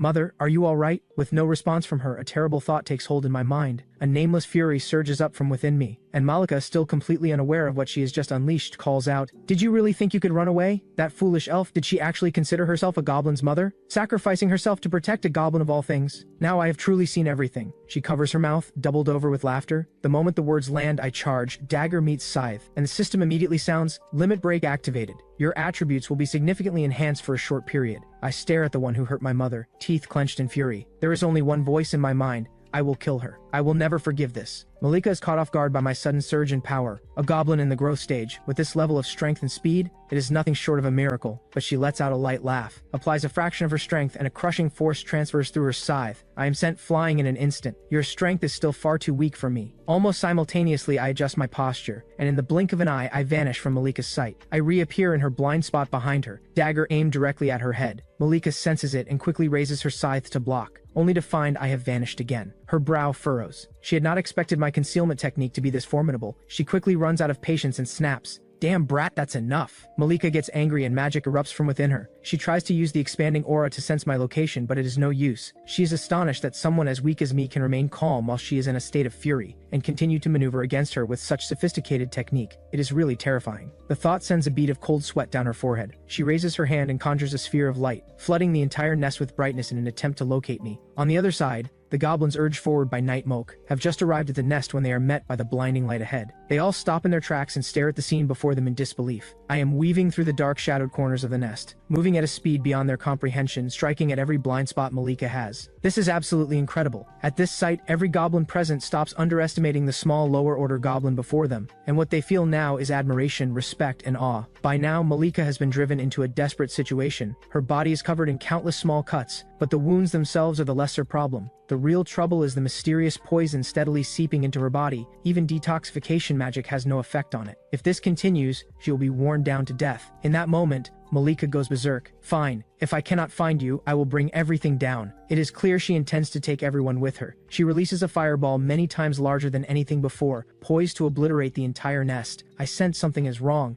and scramble to find an opening in Malika's guard, to interrupt the spell. At the critical moment, a commanding voice rings out. When did a bug start showing up in my territory? The marshal narrows his eyes and raises an eyebrow, then shouts over at the distant goblin knights. It is just a clone, and you have been fighting it this long and lost this many goblins. At the marshal's words, the goblin knights are struck with shock. They cannot believe it. The woman who slaughtered over 100 of their kin was only a clone? Then just how powerful is her true body? The goblin knights hang their heads in shame. That cannot be right. A clone cannot maintain itself for this long, and a clone absolutely cannot bleed. Do not use your limited understanding to deny what you cannot comprehend. But I am surprised a goblin figured it out. You know quite a lot. It seems you have been to the human world? You talk a lot for a clone. Are you trying to buy yourself some time before you die? Well, it is true. When a clone dies, the true body suffers severe consequences as well. Damn it, you know far too much, but even as a clone, killing all of you is more than within my reach. The moment the words are out, Malika charges at the marshal with her black scythe. The marshal takes one look at this and a flicker of contempt crosses his eyes. He does not move a step, simply raises one enormous palm, and stops her attack with the solidity of a mountain. How is this possible? This terrifying strength, is this what a goblin is? Is that all? How dare you look down on me? Malika erupts with fury, magic exploding from every part of her. Her scythe begins to radiate waves of dark energy, which take the form of several black serpents and coil upward around the marshal's arm. The marshal lets out a cold snort, and a deafening boom follows. Malika's body is sent crashing away. She spits blood, clearly gravely wounded. She collapses to the ground, knowing she is too close to death to escape. She begins condensing all her remaining magic inside her body, compressing it, preparing to release it. What a lunatic! The marshal is just about to act when I appear in front of Malika. She has just opened her mouth to say something, and my dagger silences her permanently. Congratulations! You have slain a demon parallel entity. You have acquired one of its talents, Bloodbind. Consumed by bloodlust, I do not stop there. I continue to take out my fury on Malika's body, until the marshal beside me can no longer watch and grabs my hand. Enough. That elf is not dead yet. If you keep this up, I cannot make any guarantees. At those words, I immediately come back to my senses. I run to my mother and shake her arm. Mother, wake up. Kaven has already killed that person. Then I suddenly remember the magic my mother used to heal me. I begin to imitate what she did, calling out to the sprites that appeared then. Specks of starlight emerge and gather around me. The surrounding goblins are all dumbstruck, for even among elves, those capable of using elven arts are a small minority, and yet I am a goblin. Even the marshal goes momentarily still. Just as I am about to perform the elven arts, he exchanges a silent glance, and immediately has Night Mock lead the other goblins away. As the elven art activates, a soft white light suddenly illuminates the surroundings, and beneath that white light, vivid flowers bloom one after another. Even the marshal, touched by the light, feels the hidden injuries within his body beginning to show signs of recovery. Kaven, how many surprises do you intend to give me? Then, in the white light, a tiny figure appears, palm-size, with pointed ears, long hair, and a pair of small wings on its back. Insignificant beings come and pay reverence to the great elemental spirit, the Pillar of Light, one of the original 7 pillars, His Excellency Yaris Aso. But her proud declaration receives no response. Seeing that mother has not woken, I hang my head in disappointment. Hey, you summoned me and you are ignoring me? Who are you? You called for me and you are asking who I am. If it were not for that pleasant scent you carry, I would not bother with you at all. Then can you save my mother? Fine, let me take a look. The soft-hearted spirit places her hand on Venora's forehead, and a faint glow spreads from her body. In the span of a moment, Yaris assesses the situation. Your mother is fine, she only needs to sleep it off. Do not call me for something this trivial in the future. I am very busy. Every day I have to groom my wings, fix my hair, bathe, listen to the prayers of elves. Hearing that mother is fine, I feel the tension leave me at once. Without paying any further attention to the chattering spirit, I pick up my mother and turn to leave. By the time Yaris notices, I am already far away. How infuriating! What does this creature take me for? Summoned me and then just ignored me, utterly outrageous. Your Excellency, elemental spirit of light. Yaris turns at the sound of the voice. Upon seeing it is the marshal. Those previously mischievous eyes instantly turn ice cold. You know who I am? For a goblin, you know quite a great deal. Several days later, I am brought to the Goblin Forge along with a group of goblin knights. I stand in the group with a grim expression, following the goblins deeper into the forge. We come to a stop before an iron wall. Alright, wait here for a moment. The solid rock wall surrounding us suddenly splits open down the middle, revealing a narrow chamber. This is a lift pod, a device designed to move people up and down with ease. Everyone else is excited by these novel contraptions, but I remain completely unmoved since things like this were entirely ordinary in my former world. After descending 30 meters in the lift pod, we arrive at a room constructed entirely of metal. I give the room a cursory scan.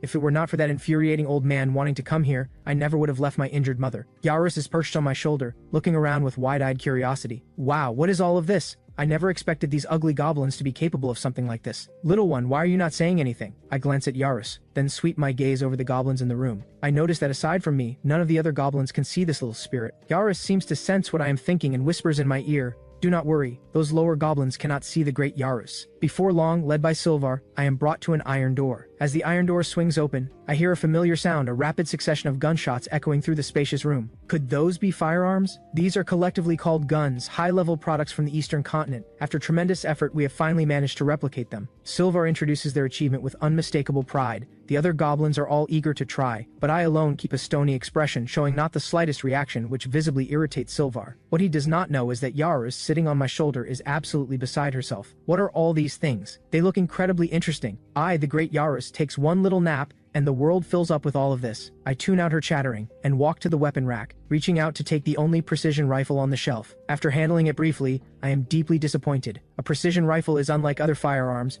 Its craftsmanship requirements are extremely high, and the slightest flaw affects accuracy. A precision rifle with poor accuracy is nothing short of a liability. Just then, a group of goblins struts over aggressively. Hey, that is a treasure here. Do not damage it. If you break it, you are paying for it. What do you want to do? What do we want? We are just making sure you backwater lot do not ruin what we worked so hard to create. Warden Dong spots the badly bruised goblin Bok behind Gok and immediately understands why the hostility. Have I not already explained? Bryn's disappearance has nothing to do with us. That is your idea of an explanation? You want to explain things, do you? Then let us have a proper talk right now. Bok rolls up his sleeves, ready for a fight. Fortunately, Silvar steps in at just the right moment. What is going on here? You want to kill each other? Am I invisible to you? With Silvar present, Gok does not dare make trouble, and quickly explains. You have misunderstood, Master Silvar. We only wanted to have a little contest with these goblins from the Grand Nest. We have heard the goblins from the Grand Nest are very capable, so we wanted to see for ourselves. Unless they are afraid? Is this not just taking advantage? You are intimately familiar with these weapons, they know nothing about them. Or are they just scared? Warden Dong cannot stand the provocation and immediately agrees. Seeing this, Bok immediately jumps out and points at me. Good, I want to go against that one. And do not say I am bullying you.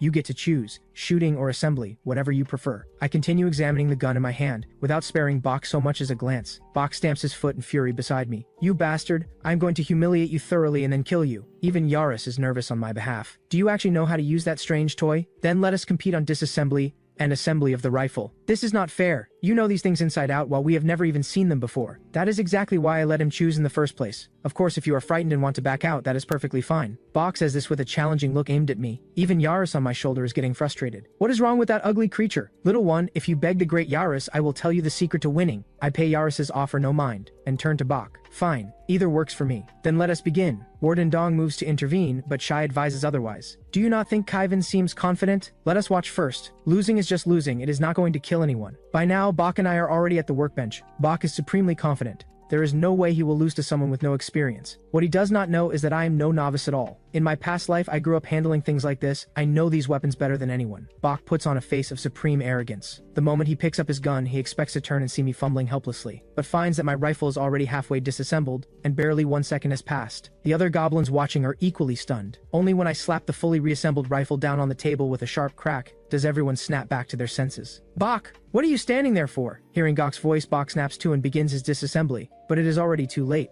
Bach, furious and humiliated, gives up on the contest entirely and snarls at me. Why are you so skilled at this? Almost simultaneously, a gunshot rings out. Before Bach can even react, he drops to the ground with a thud, dead. Every goblin's gaze follows the direction of the shot and lands on me. They see the gun in my raised hand still smoking. Congratulations, you have slain Bach. Based on the effect of your skill devour, you have acquired this goblin's talent, Rapid Mend. Why did you do that? You had already won. Is this how you killed Bryn too? You, harming your own kind, you should be executed on the spot. So I killed him. What is wrong with that? Who told you that winning a contest means you can kill the other party? Is that not common sense? In my past life's assassin training, the loser of any contest had only one outcome, death. My words are taken as a direct provocation. The goblins are just about to surge forward when Warden Dong blocks them. Hey, what do you think you're doing to my goblin? Your goblin killed mine. So according to the marshal's rules, if I kill him for it, there's nothing wrong with that, right? Warden Dong pushes back firmly. From what I saw, it was your goblin who was trying to kill Kaven. Kaven only fired in self-defense. Did you not hear what he just said? Alright, we are all goblins here. Silvar has not even finished speaking when the ground suddenly shakes violently. The goblins are still trying to figure out what is happening, when red lights blaze on all around them, accompanied by a piercing alarm. An intruder has breached the nest. Against the attacking adventurers, a group of lower-order goblins throws themselves forward, like moths to a flame, and are wiped out to the last. Watching this suicidal charge, Shai is bewildered. Why send them to their deaths? With our combat strength, we could take these enemies head-on without a problem. Of course we want them to see our weaknesses, so they relax their guard and push deeper in. Just watch. Every last one of these arrogant adventurers will be buried here. Do you really care so little about your companions' lives? The big goblin grabs his blade with a disgruntled look and heads toward the entrance. Where are you going? Where am I going? To kill every last one of those intruders outside, obviously. With that, the big goblin ignores Warden Dong's attempts to stop him and turns to leave. Baya also moves to go, but Shai blocks him. What are you doing?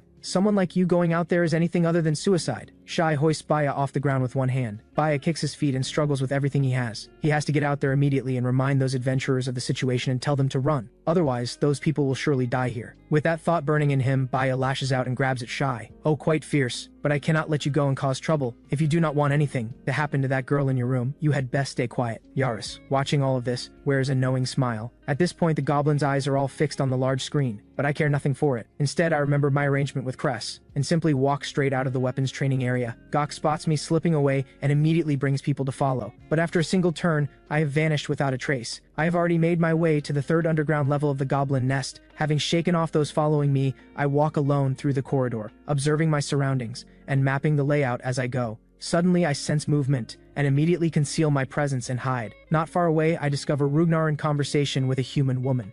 Rugnar reaches into his pocket and produces a folded piece of paper, handing it to the woman. Give this to that person. The woman reaches out and takes it, then turns and leaves without looking back. Rugnar watches her go, his expression grave, and lets out a slow sigh. Just as he turns to leave, he suddenly senses the presence of another goblin. How did our honored guest end up all the way here? Has my apprentice been a poor host? Lord Kaven. At that, I stop hiding and step slowly out into the open. Rugnar sees me and bursts out laughing. The marshal was right about you. You nearly fooled even me. How did you detect me? Rugnar just keeps laughing. He offers no explanation, instead gesturing welcomingly toward his room. Would you honor me with a bit of your time? Following his invitation, I step inside and am immediately drawn to the weapon displayed at the center of the room. It is a formidable heavy precision rifle, like a sleeping beast waiting quietly for the moment it is called to wake. My gaze is fixed on it completely. Seeing this, Rugnar gives a small, satisfied smile. Do you like it, Lord Kaven? I nod without hesitation. It is, without question, the most perfectly crafted mechanical work I have seen since coming to this world. If you like it, I will give it to you. What is your condition? Rugnar laughs at this. It can't be called a condition, just consider what I'm about to say as a request. Whether you act on it or not, the rifle is yours either way. I take the heavy precision rifle, spend a moment getting a feel for it, then immediately begin disassembling and reassembling it. The speed stuns even Rugnar, who has spent years studying this very rifle. As the last piece clicks into place, I look up at Rugnar, who is standing completely dazed. He snaps back to himself, and looking toward the door says, I hope you will go now and save the goblin who charged out to the front, and in the coming days if you see any goblin you acknowledge fall into danger, I hope you will save them. As he says this, he bows deeply toward me. I am not entirely sure what kind of danger he means, but I nod and accept. I will take this mission. Rugnar is visibly surprised by how readily I agree. Given how many flaws goblins carry by nature, he had expected me to refuse outright, but he understands they are only trying to survive. With that thought, Rugnar's expression grows unexpectedly somber. Lord Kaven, do you think the way goblins survive is truly wrong?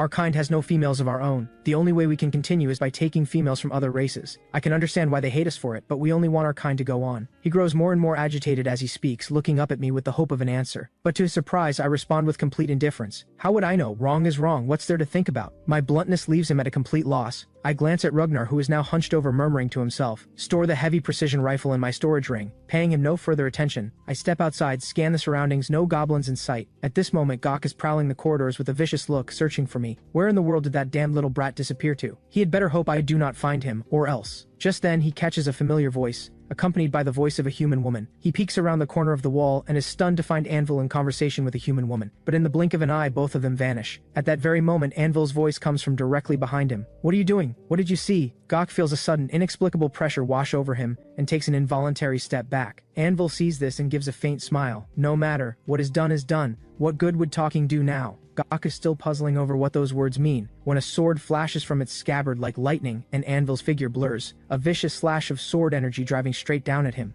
The pain that tears through Gok is excruciating. He clutches the stump of his severed arm, face twisted with fury and terror. If he had not reacted in time, that strike would have killed him. Why? You saw something you should not have. Just then, a dark figure drops from above, with a devastating downward slash, cleaving straight down at Gok. Gok lets out a single shriek and his body is split in two. Anvil looks at the gruesome result without a trace of reaction. You are making quite a mess for me to clean up. At that moment, a human woman in a black cloak steps out from the shadows. In her hand is a pitch-black dagger still wet with Gok's blood. She looks at Anvil, a wry smile curling at her lips. And here I thought a traitor like you might be feeling sorry for his comrade. Cress reaches into her pocket and pulls out a small pouch. Tossing it to Anvil, he catches it, a brief flicker of gratitude crossing his eyes, and thanks her quickly. Then he takes what he came for and leaves. Cress, too, prepares to leave with the latest intelligence, only to realize she seems to have gotten lost. Just as she stands there holding her head in confusion, she catches a familiar presence. It is Kaven! Meanwhile, given that I was a decisive and ruthless assassin in my past life, when it comes to the enemies who have invaded the nest, I do not hesitate, I take aim and kill. The big goblin who is charged to the front line is roaring in furious defiance. Why are you destroying our home? Because you are goblins, obviously. Just for that? That alone gives you the right to slaughter us however you please? Is that not reason enough? Cruel lets out a cold laugh and swings his spear again. The big goblin is sent flying in an instant, slamming hard into the cave wall. He spits blood and slides limply to the ground. But he does not give up. He slowly pulls himself upright and declares with iron resolve,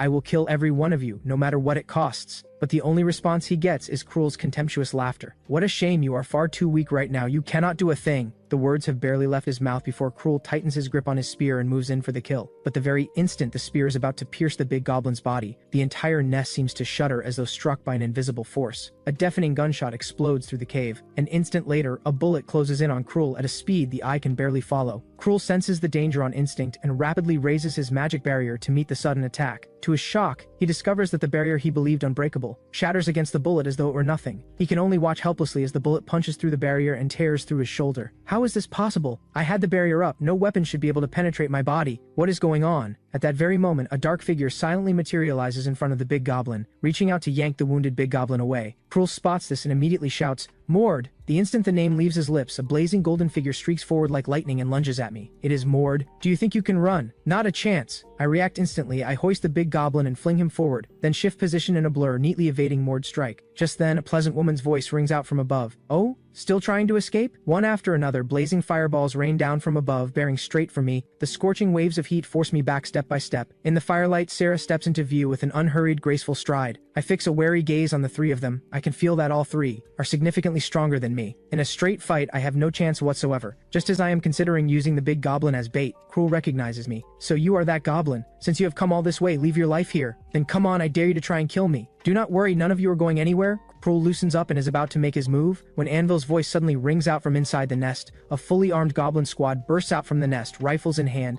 swiftly cutting off every path of advance for the adventurers. Everyone, take aim, prepare to fire. On Anvil's command, all gun muzzles point at the adventurers. The adventurers turn pale with shock and instantly break into chaos. Amid the chaos, Cruel snaps to and immediately steps sideways to place himself in front of Sarah. Then Anvil issues his next order. Open fire at will. The words have barely landed before a wall of gunfire erupts, muzzle flashes lighting up the entire night sky. Under the withering barrage, adventurers fall by the dozen. Cruel keeps Sarah pulled close, using his own body to shield her from the bullets. Mord swings his great sword furiously, deflecting the bullets that keep coming at him. At the critical moment, Sarah begins to chant, and a gentle radiance blooms from her hands, forming an enormous protective dome that envelops the surviving adventurers. Once Cruel confirms no other threats remain, he turns a furious glare toward the goblins, "You damned goblins, I will kill all of you." At that moment, Anvil strolls out carrying a cannon on his shoulder. He splits his fang-filled mouth in a mocking grin. "You humans really have no respect for us goblins at all." With that, he lights the fuse without hesitation. The cannon's roar instantly fills the entire cave. Cruel's face goes white with shock. He whips around and screams at the survivors behind him, "Run!" But the cannon's power far exceeds what he imagined. The instant it fires, the entire ground shakes,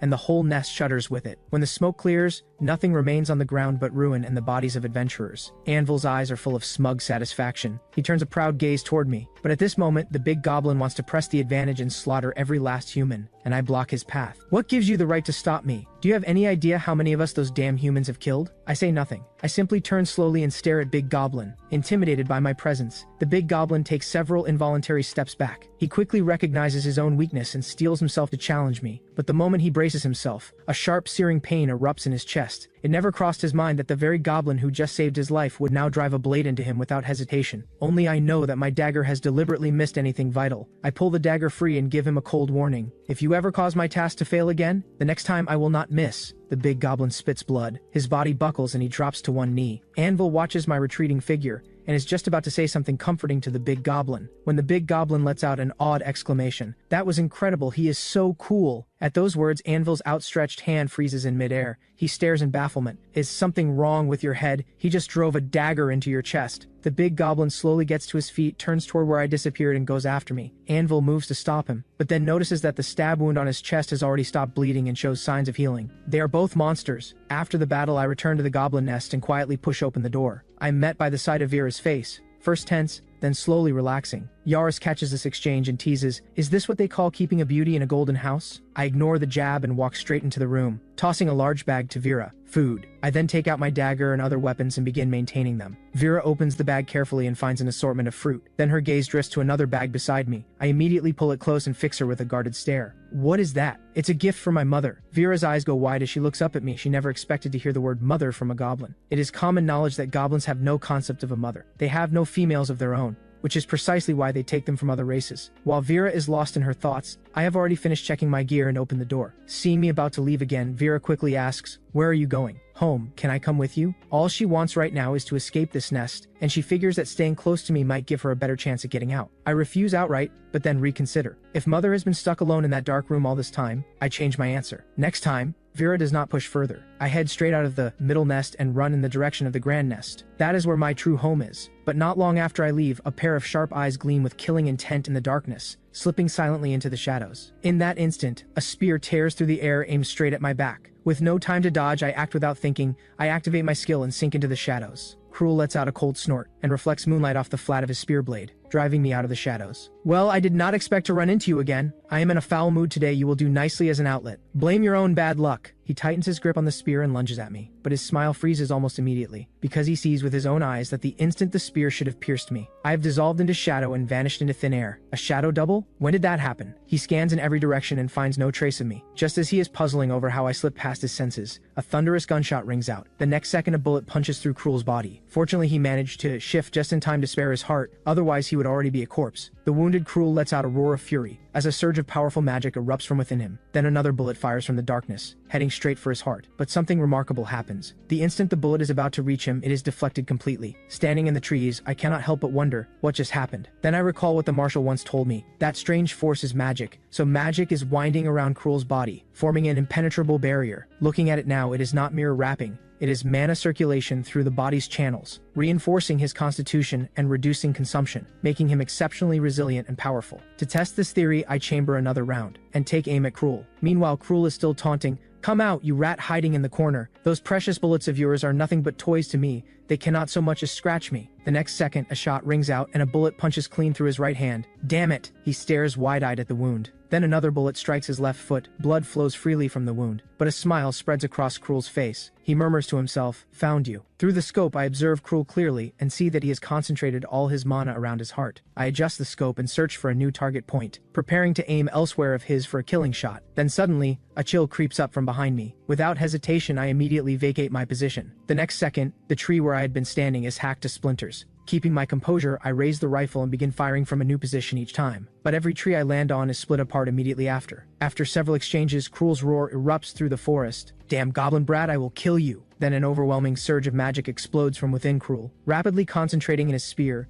until it seems to come alive, humming with a deep resonant vibration. I sense the magic and my expression shifts abruptly. I move to escape the danger as fast as I can, but a terrifying suction force suddenly engulfs me, coiling around my body and pulling at me, until I cannot move. I silently acknowledge the situation is bad. The next second, the enraged Cruel swings his spear in a vicious arc through the air, and a massive tornado materializes in an instant. Moments later, the tornado dies down and the dust disperses. Cruel stands on the ground, leaning on his spear to keep his unsteady body upright, gasping for breath. It is clear that strike consumed most of his remaining strength. He murmurs with hopeful anticipation, "Is it all over?" Then a pitch-black shadow slowly rises into view. The open, barren ground offers me nowhere to hide. Cruel immediately bursts out laughing. "Found you!" He prepares to unleash his mana again, but my finger is already on the trigger and I fire directly at him. Cruel is caught off guard by my speed, but he refuses to let me slip away again, so he takes the hit. The bullet passes through his chest. He then charges straight at me, and just as he is about to deliver the killing blow, his legs buckle and he drops to his knees. What is happening to me? Cruel slowly raises his head and looks at me, and the realization hits him. "You put poison in the bullets. You are insane." "It is over now," I say coldly, and prepare to end Cruel's life. But just as I am about to act, a blade of light suddenly drops from above. By reflex, I pull the trigger again, but the sword light is faster than I anticipated. It is like a silver dragon, leaving a brilliant arc across the sky. It slams hard into the body of my rifle. The scope shatters, fragments flying in every direction. The shockwave wrenches the barrel violently off course, and the bullet that was meant for its target goes wide, striking Cruel in his left hand instead. Already poisoned,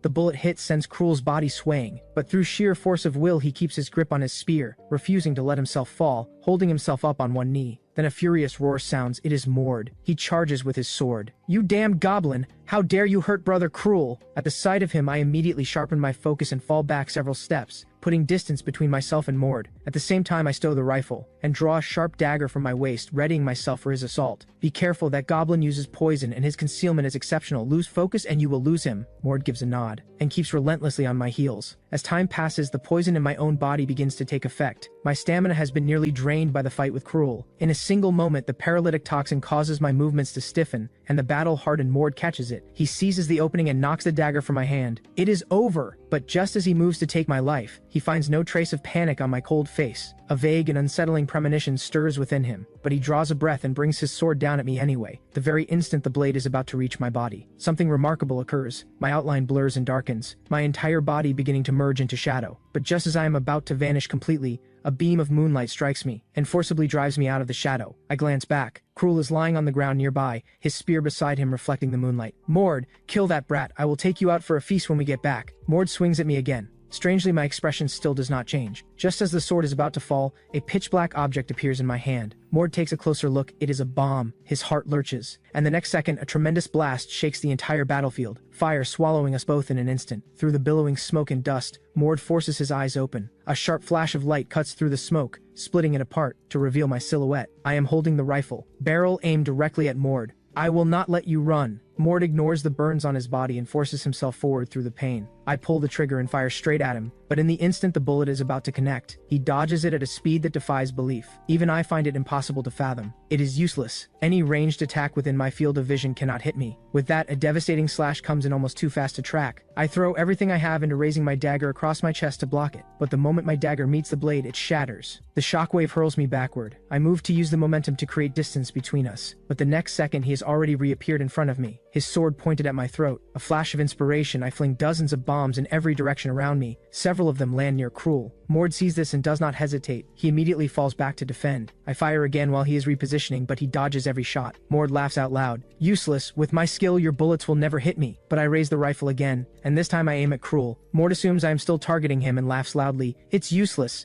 Your rifle cannot hit me. You can block it, but can he?" When Mord realizes what I am actually aimed at, his eyes go wide. Cruel assumes it is all over, closes his eyes and waits for the bullet to tear through him. But when the shot rings out, Cruel opens his eyes and sees Mord's heart pierced by the bullet. "No!" Cruel lets out a raw, anguished cry. I tighten my grip on the trigger, ready to deliver the killing shot to Cruel, but just as I am about to reload, an inexplicable instinct rises inside me. I pull my hand back. Without a moment's hesitation, I vanish into the darkness. Almost simultaneously, the sound of rapid footsteps reaches from the distance. Reinforcements have arrived, but they are too late. Cruel holds the barely breathing Mord in his arms and screams with everything he has, "Hurry, a healer!" Amy rushes forward to assess the situation. When she touches Mord's body, she shakes her head, voice heavy. "There is nothing I can do. The poison inside him is unlike anything I have ever encountered. Please, I am begging you, save him. Even if I could remove the poison, his shattered heart can no longer sustain him. At that moment, Mord suddenly breaks into violent coughing. He struggles to raise his head and looks at Cruel. It looks like I will not be having that feast. Brother Cruel, what a pity that I never got to fight you. Mord wants to say more, but the words will not come. Then a pair of hands reaches out and gently strokes his head. Mord's head slowly falls, and he is gone. Seeing Mord dead, Cruel lets out a roar that is equal parts grief and fury. I will kill every last goblin as your sacrifice. Meanwhile, I, the culprit, am staggering my way back toward the goblin nest. This body is such a nuisance. If it were my old self, I would have been immune to this much poison long ago. Deep in the darkened forest, an arrow suddenly comes from nowhere. I sense the threat just in time and manage to dodge with my exhausted, poisoned body. The arrow punches straight through a tree trunk and buries itself in the ground. This is bad. I stagger upright and press a hand to my forehead, trying to hold on to my senses. Then more arrows fire from the darkness. I have nothing left to dodge with, I can only watch them come. Then suddenly the system chimes in my ear. Congratulations, you have slain a human. Based on the effect of your skill devour, you have acquired this human's talent, arrow evasion. In that instant, the arrows flying toward me seem to freeze as though time itself has been paused. My body responds instantly,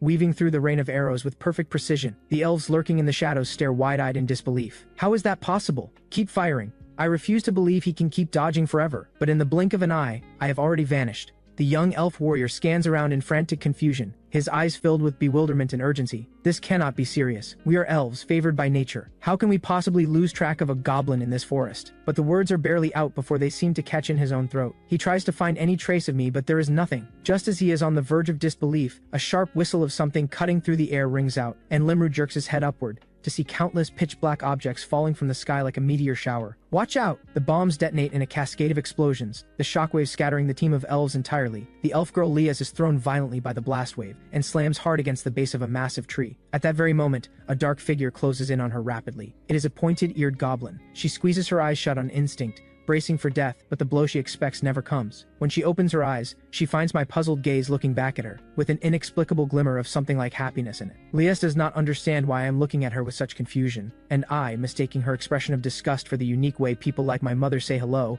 cannot help but smile. I had intended to kill her, but seeing that her face resembles my mother's, and remembering how much my mother has longed to meet one of her own kind, I hesitate. The other elf sees the opening and loose arrows at me. I dodge the first arrow with quick reflexes, but overlook the second one coming from behind. It drives through me and pins me to the tree. Blood pours out and spatters across the elf girl Lias. Such a filthy creature. Its very existence is an insult to the noble pure-blooded elves. Pinned to the tree, I stare in confusion. I have no idea what she is saying. I want to pull free and respond, but the consecutive battles have already pushed me far past my limits. I no longer have even the strength to speak. I can only hang there helplessly, at the mercy of whoever wishes to act. Shall we kill him? But he may know something about Venora. A pure-blooded elf who has been tainted must not be allowed to remain in this world. Come to think of it, he is apparently Venora's child, which means he should know where Venora is now. Fetch someone skilled in interrogation immediately. Tell them we have captured a key figure from the goblin nest. Lias watches Limru with a chill running through her entire body, but she forces herself to hold back the fear, gives a stiff nod, and turns to leave. Once she is gone, Limru decides to have some fun with me. While we wait, let us enjoy ourselves. With a wave of his hand, all manner of weapons and torture implements spill out from his storage ring and scatter across the ground. I give them a brief, dispassionate glance, then look away. As a top-tier assassin, I have long been accustomed to walking the edge between life and death and enduring every form of pain. Seeing this, Limru picks up a sharp silver needle and drives it hard into my body. I continue staring at him without expression. Damn you, what are you looking at, goblin? Are you mocking me? He swings his weapons wildly, torturing me mercilessly. But to me, it all feels like nothing more than a light scratch. I do not even furrow my brow. An hour later, Limru is out of breath. He slumps to the ground, gasping heavily. Since you insist on being so uncooperative, do not blame me for what comes next. He roars himself upright again, preparing to launch a killing blow. When at the critical moment, a sudden change occurs. A commanding and ominous voice suddenly sounds, "Oh, and what exactly do you plan to do to him?" Limru is struck by an arrow and drops to the ground in an instant. His companions see this and raise their bows almost without hesitation, ready to attack the unknown goblin. But the very instant they prepare to fire, a devastating slash appears from nowhere, like lightning splitting the night sky. The elves let out screams of terror. Their heads arc through the air and fall heavily to the ground, rolling to rest beside the bodies of their companions. For a moment, the forest is thick with the smell of blood and the suffocating presence of death. Limru narrows his eyes, composing himself for battle. He knows exactly who this goblin is. He tenses and presses the tip of his dagger against my throat, using me as his last leverage against the overwhelming enemy before him. The marshal turns his gaze toward me, the one being held hostage, and a faint mocking smile crosses his face. Well, well, who would have thought you would end up like this? I hold his gaze with the same calm, expressionless look as always. Limru catches this and allows himself a small smile of satisfaction. Clearly, I am very important indeed. As the marshal inches closer, Limru presses the dagger against my neck. One more step and I kill this little one, but the marshal keeps coming. In response, Limru raises the dagger and thrusts it toward me, but at that moment a devastating sword energy erupts from behind him. Before he can react, a tremendous force crashes into him. When he slams down hard on the ground, he finds to his shock that his left arm is gone. He spits blood and raises his head toward the marshal, and sees that green figure walking slowly toward him. Just as the marshal raises his hand about to crush the elf in his palm, Limru suddenly bursts out laughing. "You underestimate me!" The words have barely landed, when patches of vivid green plants burst from the ground, growing rapidly to form a barrier between him and the marshal. But to the marshal, the vines are a trivial inconvenience. He gives the barest sweep of his arm, and they are torn apart. Watching this, Limru does not give up. He immediately commands the remaining vines to attack both the marshal and me. The marshal steps in front of me and tears through the vines. Just as he is about to pursue and kill Limru, he stops. After a brief pause, he scoops me up and turns to leave. At this very moment, Morris's figure arrives on the scene. He stares at the familiar silhouette and demands,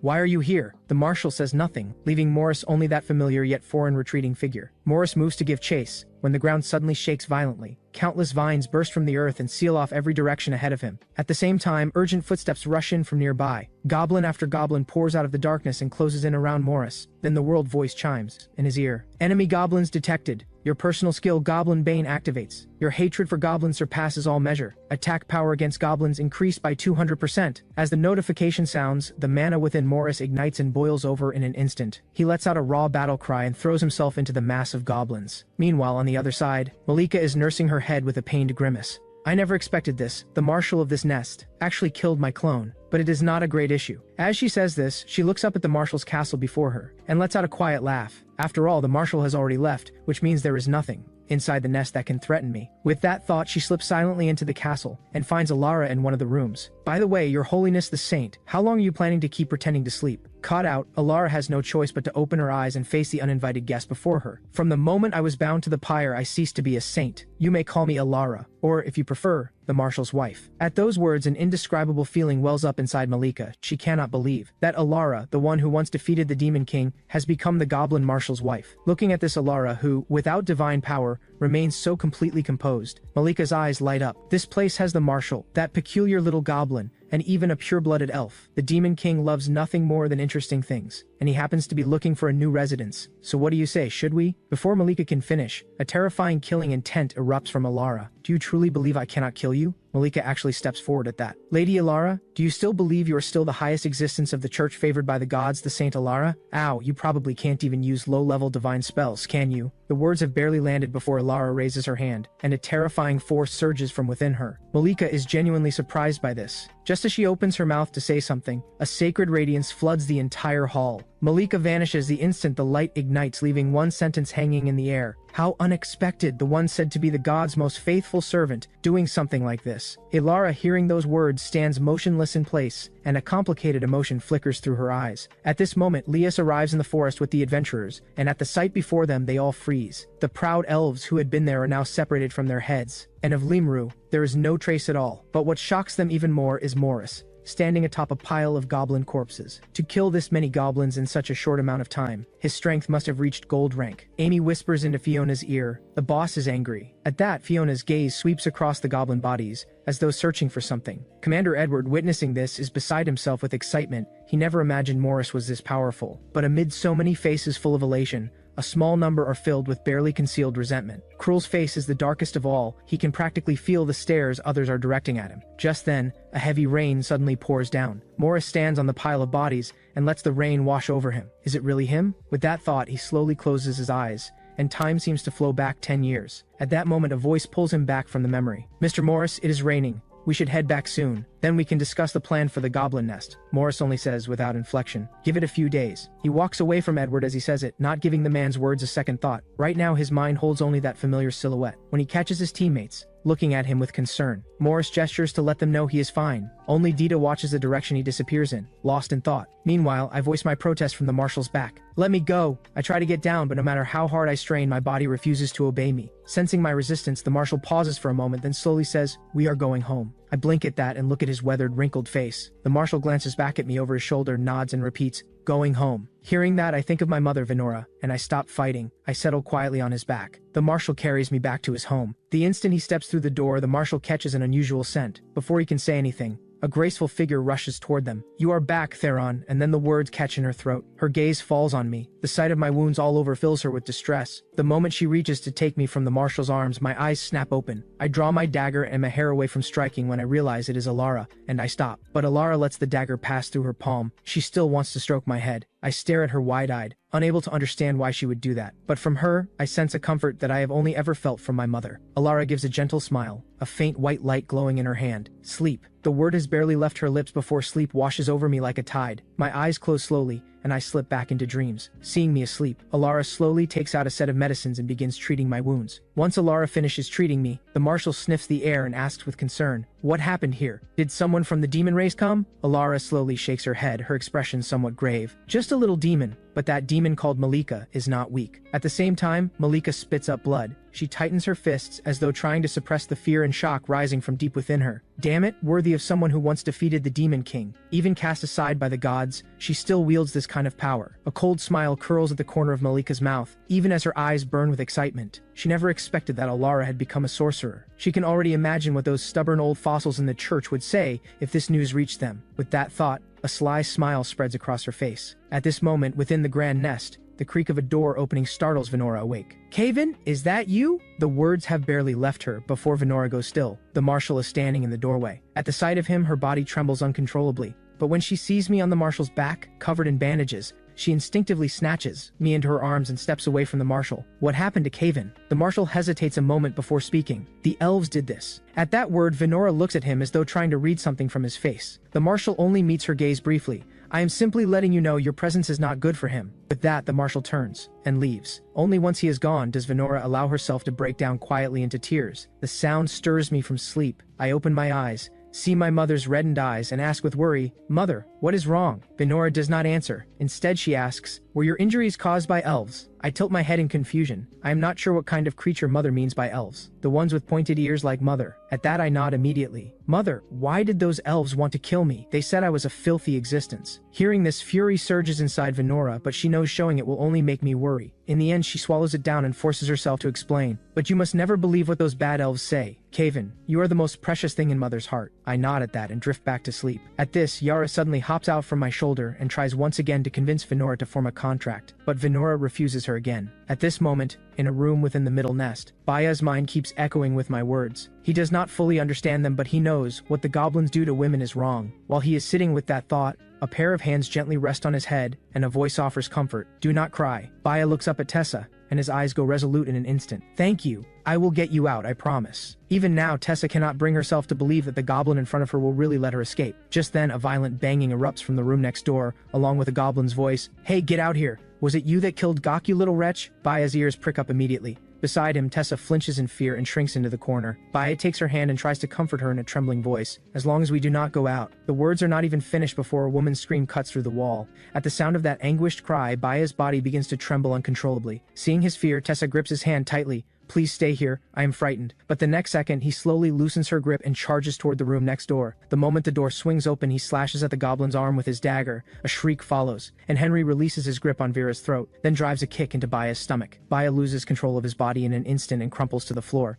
Henry looks down at Baya with a grin. "If I recall correctly, you have a little slave of your own, do you not?" Hearing that he intends to go after Tessa, Baya's eyes go wide and he struggles to get up. Henry is visibly pleased by the reaction, and signals one of his subordinates to go inside and bring her out. Before long, the goblin drags Tessa out. She is clearly struggling against them. Then she looks over at Baya lying on the floor, and her eyes fill with despair. Baya sees this, ignores his injuries, and immediately charges forward. But Henry barely raises his foot, and Baya is sent flying. Baya lies on the ground, watching as the goblins tear at Tessa's clothes. He weeps, pleading, "Please, please let her go." Deep in the underground metal corridor, firelight reflects off one leering face after another. A group of goblins. Cruelty and hunger gleam in their eyes. Surrounded by them, Tessa trembles helplessly. Those eyes, once so clear, are now filled with nothing but fear and despair. Baya looks up at her. She is still a child. In this moment, their eyes meet. Through the film of tears blurring her gaze, Baya seems to read an accusation against his meddling. If he had not overstepped his ability and stepped in, none of this might have happened. Tessa would not be here suffering like this. Baya's heart is flooded with guilt and regret. He hates his own powerlessness, hates the impulse that brought him here. With that thought consuming him, he lets out a cry of anguish, and tries to beg the goblins, pleading for them to spare this innocent little girl. But the goblins act as though they cannot hear him,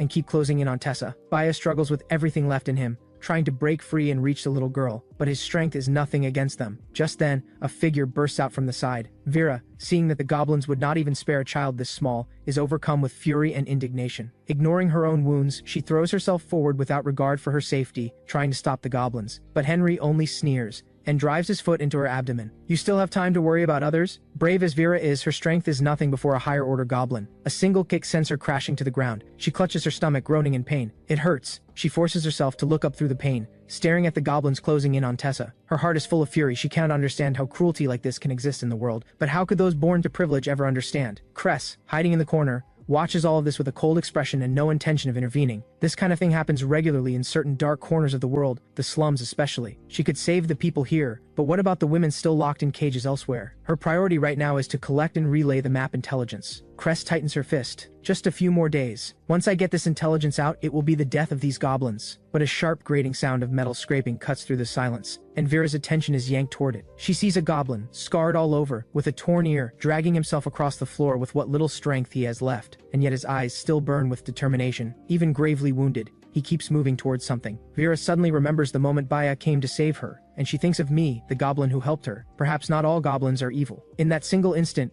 Vera makes up her mind. She gently closes her eyes and presses her palms together. A soft white light slowly radiates from her palms, pure and warm as moonlight. Henry's eyes narrow with curiosity as he watches Vera. The next moment, an intricate magic circle begins to materialize beneath her. In the flickering of the light, a mysterious force seems to stir. At this very moment, Baya watches helplessly as Tessa is about to be violated by those cruel goblins. He lets out a howl of grief and fury, his voice full of despair. He hates himself for being so useless, unable to protect even one innocent child. Just as he is on the verge of total despair, a blinding white light suddenly descends from above and enters his body.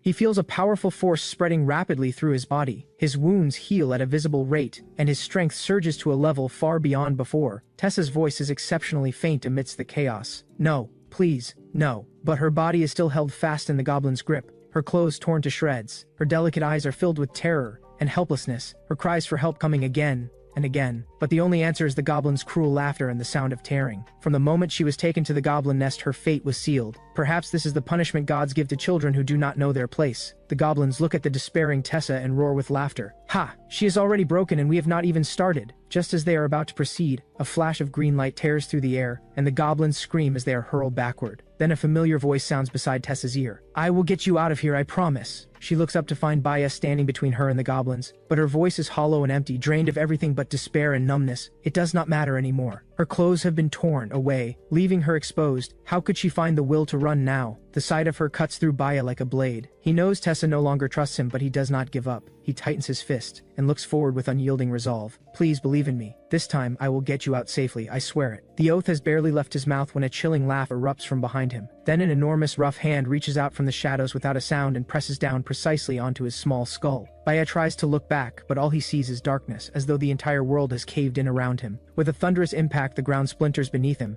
Henry's foot grinds down on his head. A little power boost, and now you are talking big? Have you read too many storybooks? Do you actually think you are one of those storybook heroes who can beat us without breaking a sweat? Baya strains to lift his head, but Henry's weight is immovable as a mountain. Then a massive fist drops like a meteor and crashes down hard onto Baya's back. The next second, blood sprays from his mouth, soaking the front of his clothes red. He groans in agony, yet his eyes still burn with a light that refuses to yield. Henry raises his bloodied fist and grins. Stay still. I am not done with you yet. You have not gotten to watch your little slave be taken from you by all of us. The moment his words land, the cave erupts in a roar of laughter. The goblins leer and close in on Tessa and Vera, who are surrounded at the center. At this moment of life and death, Baya suddenly erupts with a burst of astonishing force. He fights with everything he has, and actually manages to lift Henry's foot slightly off his head. Henry's expression shifts slightly, but his response is even faster. He plants a foot on Baya's chest and wrenches both hands hard. The next second, the crack of breaking bone and a scream of pain echo through the cave. Henry looks as though he is enjoying every moment. He slowly raises his head toward the goblins closing in on Vera, a cruel smile at his lips. I didn't expect that you had this kind of power after all. It is enough to boost a useless wretch to something resembling a real fighter, at least for a moment. He moves slowly toward Vera, a contemptuous smile playing on his face, as though mocking this mage who looks so utterly helpless before him. Vera grips her staff tightly, her eyes full of despair. She knows exactly what her power amounts to. It is a magic that can greatly amplify the strength of others, but cannot enhance her own. Facing the formidable Henry, she feels like a helpless lamb that could be torn apart by this ferocious beast at any moment. At this moment, a goblin advances toward her with heavy, deliberate steps, its rough claws dragging along the cave wall with a grating screech. Vera's heart pounds so hard it feels as though it will burst through her chest. Just as the goblin is about to reach her, a sharp blade of light suddenly flashes from the darkness. It cuts through the silence of the cave like lightning. Then a thin red line appears across the goblin's forehead, running straight downward like the stroke of death's scythe. With a dull thud, the goblin drops. At this, Henry only laughs louder and bellows down the empty corridor. "You have finally shown yourself. I knew you were here. Come out. Do not think that hiding from me means I cannot find you." His voice is like the howl of a beast, sending wave after wave of echoes through the empty corridor. His eyes burn with cruelty and excitement, as though he can already see the prey he is hunting. But just as he is about to continue his taunting with smug satisfaction, his voice cuts off abruptly, as though an invisible hand is closed around his throat. His face drains of color in an instant, the excitement replaced by terror and despair. He feels a wave of icy cold sweep in from behind him, and then a vivid red line appears silently across his throat. Blood fountains from Henry's neck, soaking his clothes red. The sight drops the entire room into silence, leaving only the sound of blood dripping. Until the moment death took him, Henry never knew how he had been killed. He never even caught a glimpse of the one who did it. And so, he died, bewildered, a victim of his own arrogance. Henry's head rolls to a stop at Baya's feet. Even so, those lifeless eyes still stare straight ahead, as though still speaking of unfulfilled fury and despair. Baya follows the direction of those dead eyes, and sees someone he will never forget for the rest of his life. That is me. I stand dressed in black, a dagger gleaming with cold light in my hand, motionless at the far end of the corridor. My build is slight, but my eyes are ice cold and unfathomable, as though they can see straight through to the soul. In this moment, Baya finally understands what lies ahead for him, and in this same moment, he silently makes up his mind that he will learn from me. He refuses to be this powerless ever again. The remaining goblins look frantically around, but they cannot find any trace of the enemy. Then 2 more goblins died, one of them their leader. In an instant, panic spreads through the group. "You think you can just..." The goblin does not finish the sentence before he crumples. At the sight, the others scream in terror. Faced with this sudden invisible enemy, they feel a fear unlike anything they have ever known before. It is not born of the enemy's power, but because they cannot see the enemy at all. Yet they can feel the shadow of death closing in around them. The goblins spin around and scramble to flee this nightmare, but what they do not know is that they are already trapped. From the moment they stepped into this place, their fate was already sealed. The next second, my afterimage weaves through the mass of goblins, and each time it passes, another goblin screams and falls. I am like the Grim Reaper's scythe, reaping goblin lives without mercy. The 3 in the distance are left completely dumbstruck, and Cress, watching from the corner, is utterly transfixed. What none of them notice is that a goblin is watching all of this as well. What breathtaking skill! Cress watches from her corner in a daze of amazement. As expected of Caven, Tessa, lying on the ground, stares with disbelieving eyes, gazing numbly at that shadowy figure as an indescribable feeling wells up inside her. Perhaps the gods have not abandoned me after all. Then could this mysterious figure before me truly be one of the divine beings from the legends? Vera watches with a feeling she cannot put into words. She knew I was powerful, but not like this. No wonder those goblins showed me respect before. In what feels like no more than an instant, I have cleared out the majority of the goblins. Just as I move to deal with the last few, a pitch-black hammer suddenly interposes itself between me and them, blocking my strike. Enough! At that thunderous shout, Anvil swings the hammer and sends me flying backward. I tumble through the air, absorbing most of the impact with a series of flips, and land on my feet. Vera is immediately alarmed at the sight. She never imagined the goblin with the hammer could be so terrifying. Looking at all the goblins strewn across the ground, she cannot help but worry about me, because there is no way that killing this many goblins will simply be let go. And a goblin who deflects my attack that easily must hold a very high position in the nest. With that thought, Vera swallows hard, just about to step forward, when a single glance from me stops her in place. "Stay put. My mother asked me to deliver a message to you. Were it not for my mother, I would not bother with any of this. More importantly, I despise anyone touching what belongs to me. Something was given to me, so why would they break their word? I can do without things, but I will not accept others taking what is mine." At the word mother for I mouth, Vera freezes on the spot. She even forgets to respond. Is Caven's mother a goblin? But goblins have no females, which means his mother must be a normal woman. But why does she want to help me? Could it be that because her child saved me, she wants to meet me? With that thought, she steals a glance at me, her head spinning and blank. If we can get out of here safely,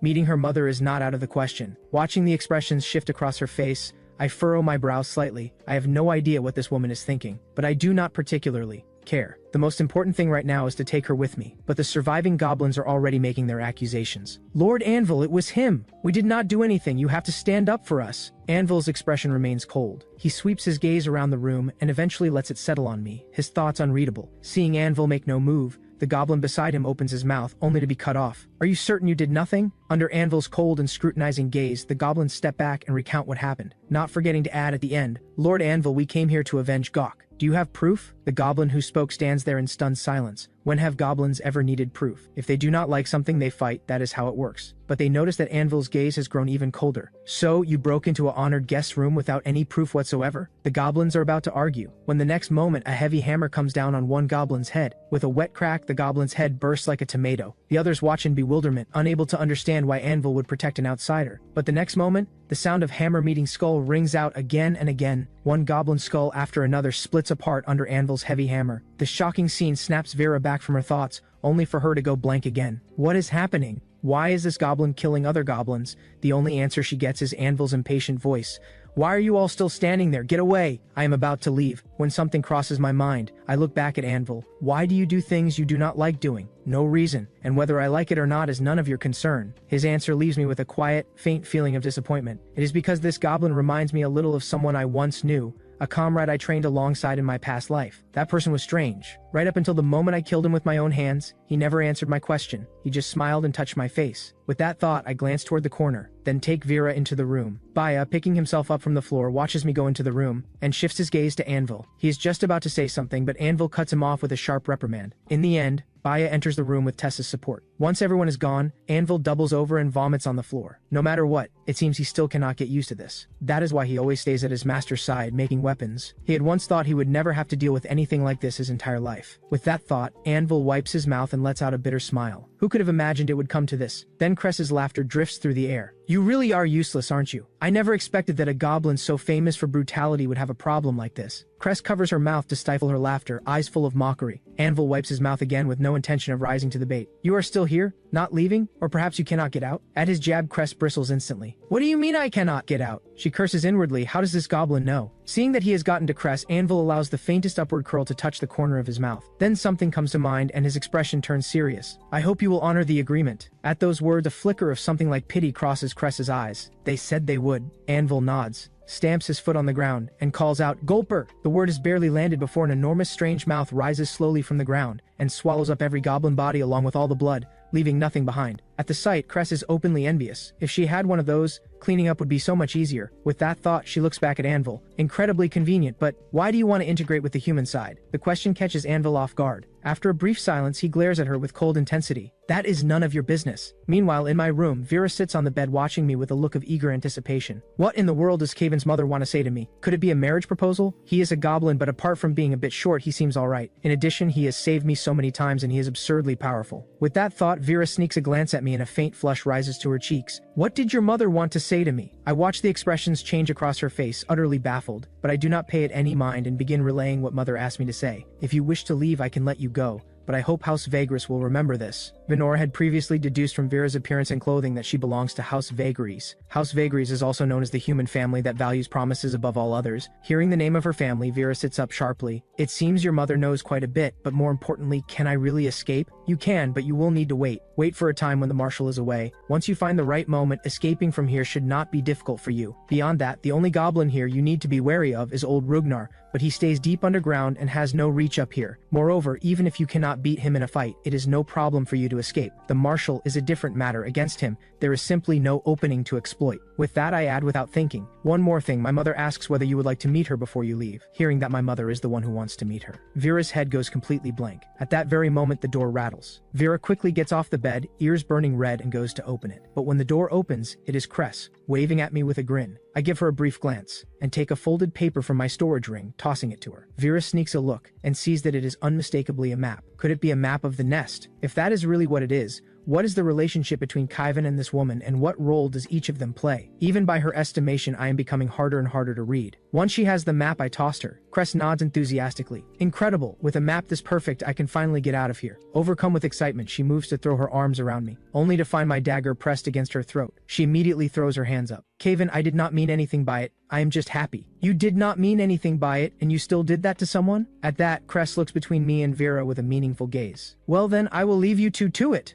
She is just about to go, when the door is knocked again. At the sound, Cress immediately uses her concealment skill and vanishes. Vera is left gaping at where she had been standing. After all, watching a person disappear from right in front of you is impossible not to find shocking. I go to open the door. Standing there is Baya and Tessa. She stays close beside Baya, eyes darting to steal glances at me. Her clear eyes carry a mixture of curiosity and reverence, and something else underneath that is harder to name. Everyone present notices her behavior. A playful smile curls at the corner of Chris's mouth as she sizes up the little girl with interest. The instant Baya steps through the door, his eyes land on the unmistakably purple hair. A torrent of thoughts rushes through him. Why would someone like this be inside a goblin nest? Given how the nest was invaded before, the Adventurers Guild has clearly been paying attention to this place. So to destroy the nest, they would naturally send someone to infiltrate it and gather intelligence. He just never thought the guild would send her for a job like this. At this point, Crest suddenly breaks the brief silence. She looks at Baya with amused interest. "You can see me?" At that, Baya's chest tightens instantly. He looks down, not daring to meet her eyes. Without understanding the full situation, he absolutely cannot admit it, so he pretends not to see her and drops to his knees in front of me with a thud. "Please take me as your disciple." I look at the goblin in front of me with a puzzled expression. I have no idea what this sudden request means. "What is a disciple?" Baya blinks, caught off guard by the question. He is just about to explain when a deafening explosion suddenly rings out. The peaceful atmosphere is shattered in an instant. Vera flinches with a start and presses herself against the wall, hands groping at the rough stone for something to hold on to. What is happening?" Sensing the tremor, Crest materializes. "That was fast. Cave and I am heading out ahead of you. The Adventurers Guild will launch their attack any moment now. If you are planning to keep your cover, you had better be careful. This time they have brought a good number of gold rank adventurers." With that, her figure vanishes into the air like a ghost. Those left behind, Vera included, are all thrown into deep confusion. They all want to ask the same thing. What does keeping your cover mean? Are you actually a traitor working against the goblins, or are you a human hiding here? Baya, on the other hand, is overjoyed. He always felt I was no ordinary goblin, and now it seems his instinct was right. As expected, someone with skills this extraordinary could not possibly be a goblin. Looking at my composed, unhurried back, a deep admiration rises in his chest, then his gaze drifts to Vera. Judging from the way this woman acts, she is clearly not being coerced. If Caven were a real goblin, he would not be able to resist a woman like her, and would have done that, which will earn nothing but her disgust. Obviously, he had done no such thing, and even protected Tessa and me. Just as he is about to say something, the door is kicked open, and Warden Dong and Shai come rushing in. When Warden Dong's gaze settles on me and Vera, a flash of surprise crosses his face. "Why are all of you here?" "Well, set it aside, you must have felt the tremors outside. The adventurers have broken in, and from what the front line is reporting, their group includes some very dangerous individuals this time. We need to evacuate immediately and go deep underground. Once we are there, the adventurers cannot reach us." But no sooner has he finished than he notices that none of us are moving. The reason is that everyone else's gaze is fixed on me, as though in this moment I have become the anchor they are all looking to. Warden Dong is visibly taken aback by this. He looks at the two women, then at Baya, and a flicker of puzzlement crosses his thoughts. But he quickly pushes it down and turns to me. "Caven, is there something?" His tone carries a note of hope that I will be reasonable and not do anything rash. I blink slightly, feeling everyone's eyes on me, a faint puzzlement rising in my own chest, but I quickly set it aside and focus on the current situation. The situation right now is perfect for taking Vera out of the nest, but according to Warden Dong, the adventurers appear to be coming in from the front. Going out now would mean running directly into their main force. I am not so arrogant as to think I can evade them while protecting someone, especially without knowing the strength of what we would be facing. So I make my decision and tell Warden Dong, "We will go with you." At those words, Warden Dong quietly lets out a breath of relief. He immediately turns and leads the way at the front, occasionally glancing back at the two women and the goblin following behind me. For a moment, a flicker of confusion and doubt stirs within him. In the deep underground passage, the heavy footsteps echo alongside faintly tense breathing. They move quickly toward the lift pod gate that marks the entrance to the Goblin Forge. In the shadows beside the gate, a silver figure stands in silence. It is Silvar. In his hands is the silver great hammer that sends a chill through anyone who looks at it, as though he could unleash a crushing blow at any moment. Seeing Silvar standing at the gate without a word, Warden Dong urges him impatiently. "Silvar, we're here, open the gate." But Silvar does not move, as immovable as a stone statue. "Where's the big goblin?" His tone is calm, but his gaze locks onto me with something unsettling behind it, and a tide of alertness rises within me. I keep my expression still and quietly tighten my grip on the dagger. Warden Dong senses the subtle shift and scratches his head, trying to ease the tension. "The big goblin went to the front line. You know how it is, ever since his nest was destroyed by the human adventurers, his hatred for them has only grown." Before he can finish, Silvar cuts him off. Seeing Silvar still not moving, Warden Dong reaches out to press the button beside them and open the iron gate, but just as his hand is about to make contact, a sharp gust of force cuts through the air. Silvar's figure blurs, and his hand now holds a massive hammer blazing with silver light. He brings it down without hesitation, a silver bolt of lightning splitting the darkness, and with a sharp whistle the hammer slams toward Warden Dong's arm. Warden Dong recoils in alarm, yanking his arm back, but it is not quite fast enough. The shockwave from the hammer's passing grazes along his arm, and a searing pain blazes through his entire body in an instant. He is shaken, silently acknowledging how close that was. One more fraction of a second, and the hammer would have shattered his arm clean off. Then a deafening boom rings out as the silver hammer crashes into the ground. The entire cave seems to shudder. A massive crater opens in the ground where it struck. Warden Dong stares at the crater, fury blazing in his chest. "What the hell are you doing?" At that, Silvar slowly raises his head, eyes cold as ice and sharp as steel. "What am I doing? Do you have any idea? What lies below is the lifeblood of our kind. We have given nearly our whole lives to it. To us, what is down there is sacred ground, and I will absolutely not allow traitors like you to defile what we hold sacred." For a moment, it is as though the entire world has gone still. The great hammer cuts through the air with a howl, carrying all of Silvar's fury and strength, and drives hard at Warden Dong. But Warden Dong is no ordinary goblin. He reacts instantly and shouts, "Get clear!" The instant the word leaves him, I, having sensed it first, have already pulled Vera aside. The others, taking their cue from my movement, react in time and get clear as well. But no matter how fast they move, the terrifying pressure wave cannot be fully escaped. The hammer itself misses, but the terrifying force it carries sweeps through like a tornado, tearing chunks of rock into its current. The hammer finally slams into the cave wall with a bone-shaking crash. The entire cave trembles under the impact, and looking at what lies before them, a chill runs through Warden Dong. He glares at Sylvar and shouts, "What exactly are you doing? And what do you mean by calling us traitors?" Sylvar raises his head with cold composure and looks at Warden Dong. A cold light gleams in his eyes. "Every weapon in the armory below has vanished. And then the human adventurers just happened to attack our nest. You call that a coincidence?" At that, Warden Dong's face goes slack with disbelief. "What? All of the weapons in the armory are gone? You play the part well. Other than your group, no outside goblin has entered that area. This time I will not fail." Giving them no chance to explain, Sylvar slowly raises the silver hammer, and the very air seems to solidify under the weight of his presence. Then a blinding flash of fire suddenly erupts from behind Sylvar, like a fire dragon thrashing through the darkness. Then a deafening explosion rings out, and the entire cave seems to shudder at once. The ground heaves violently beneath the blast, and its center is the lift pod directly behind Sylvar. "No, it cannot be." Sylvar's voice is small and desperate against the roar of the explosion. He turns around with trembling hands, and sees the lift pod behind him swallowed in roaring flames. Just then, a brash laugh rings through the cave. "Ha ha! This is the place!" As it fades, dozens of figures emerge slowly from the darkness. Their clothing is varied in color, but every one of them radiates a powerful presence. Warden Dong's face drains at the sight. He never imagined the adventurers would arrive this quickly. In this moment of crisis, I make my decision instantly. I scoop Vera up without a moment's hesitation and charge toward the exit. The adventurers see this and burst into exclamations. They never expected that the moment they arrived,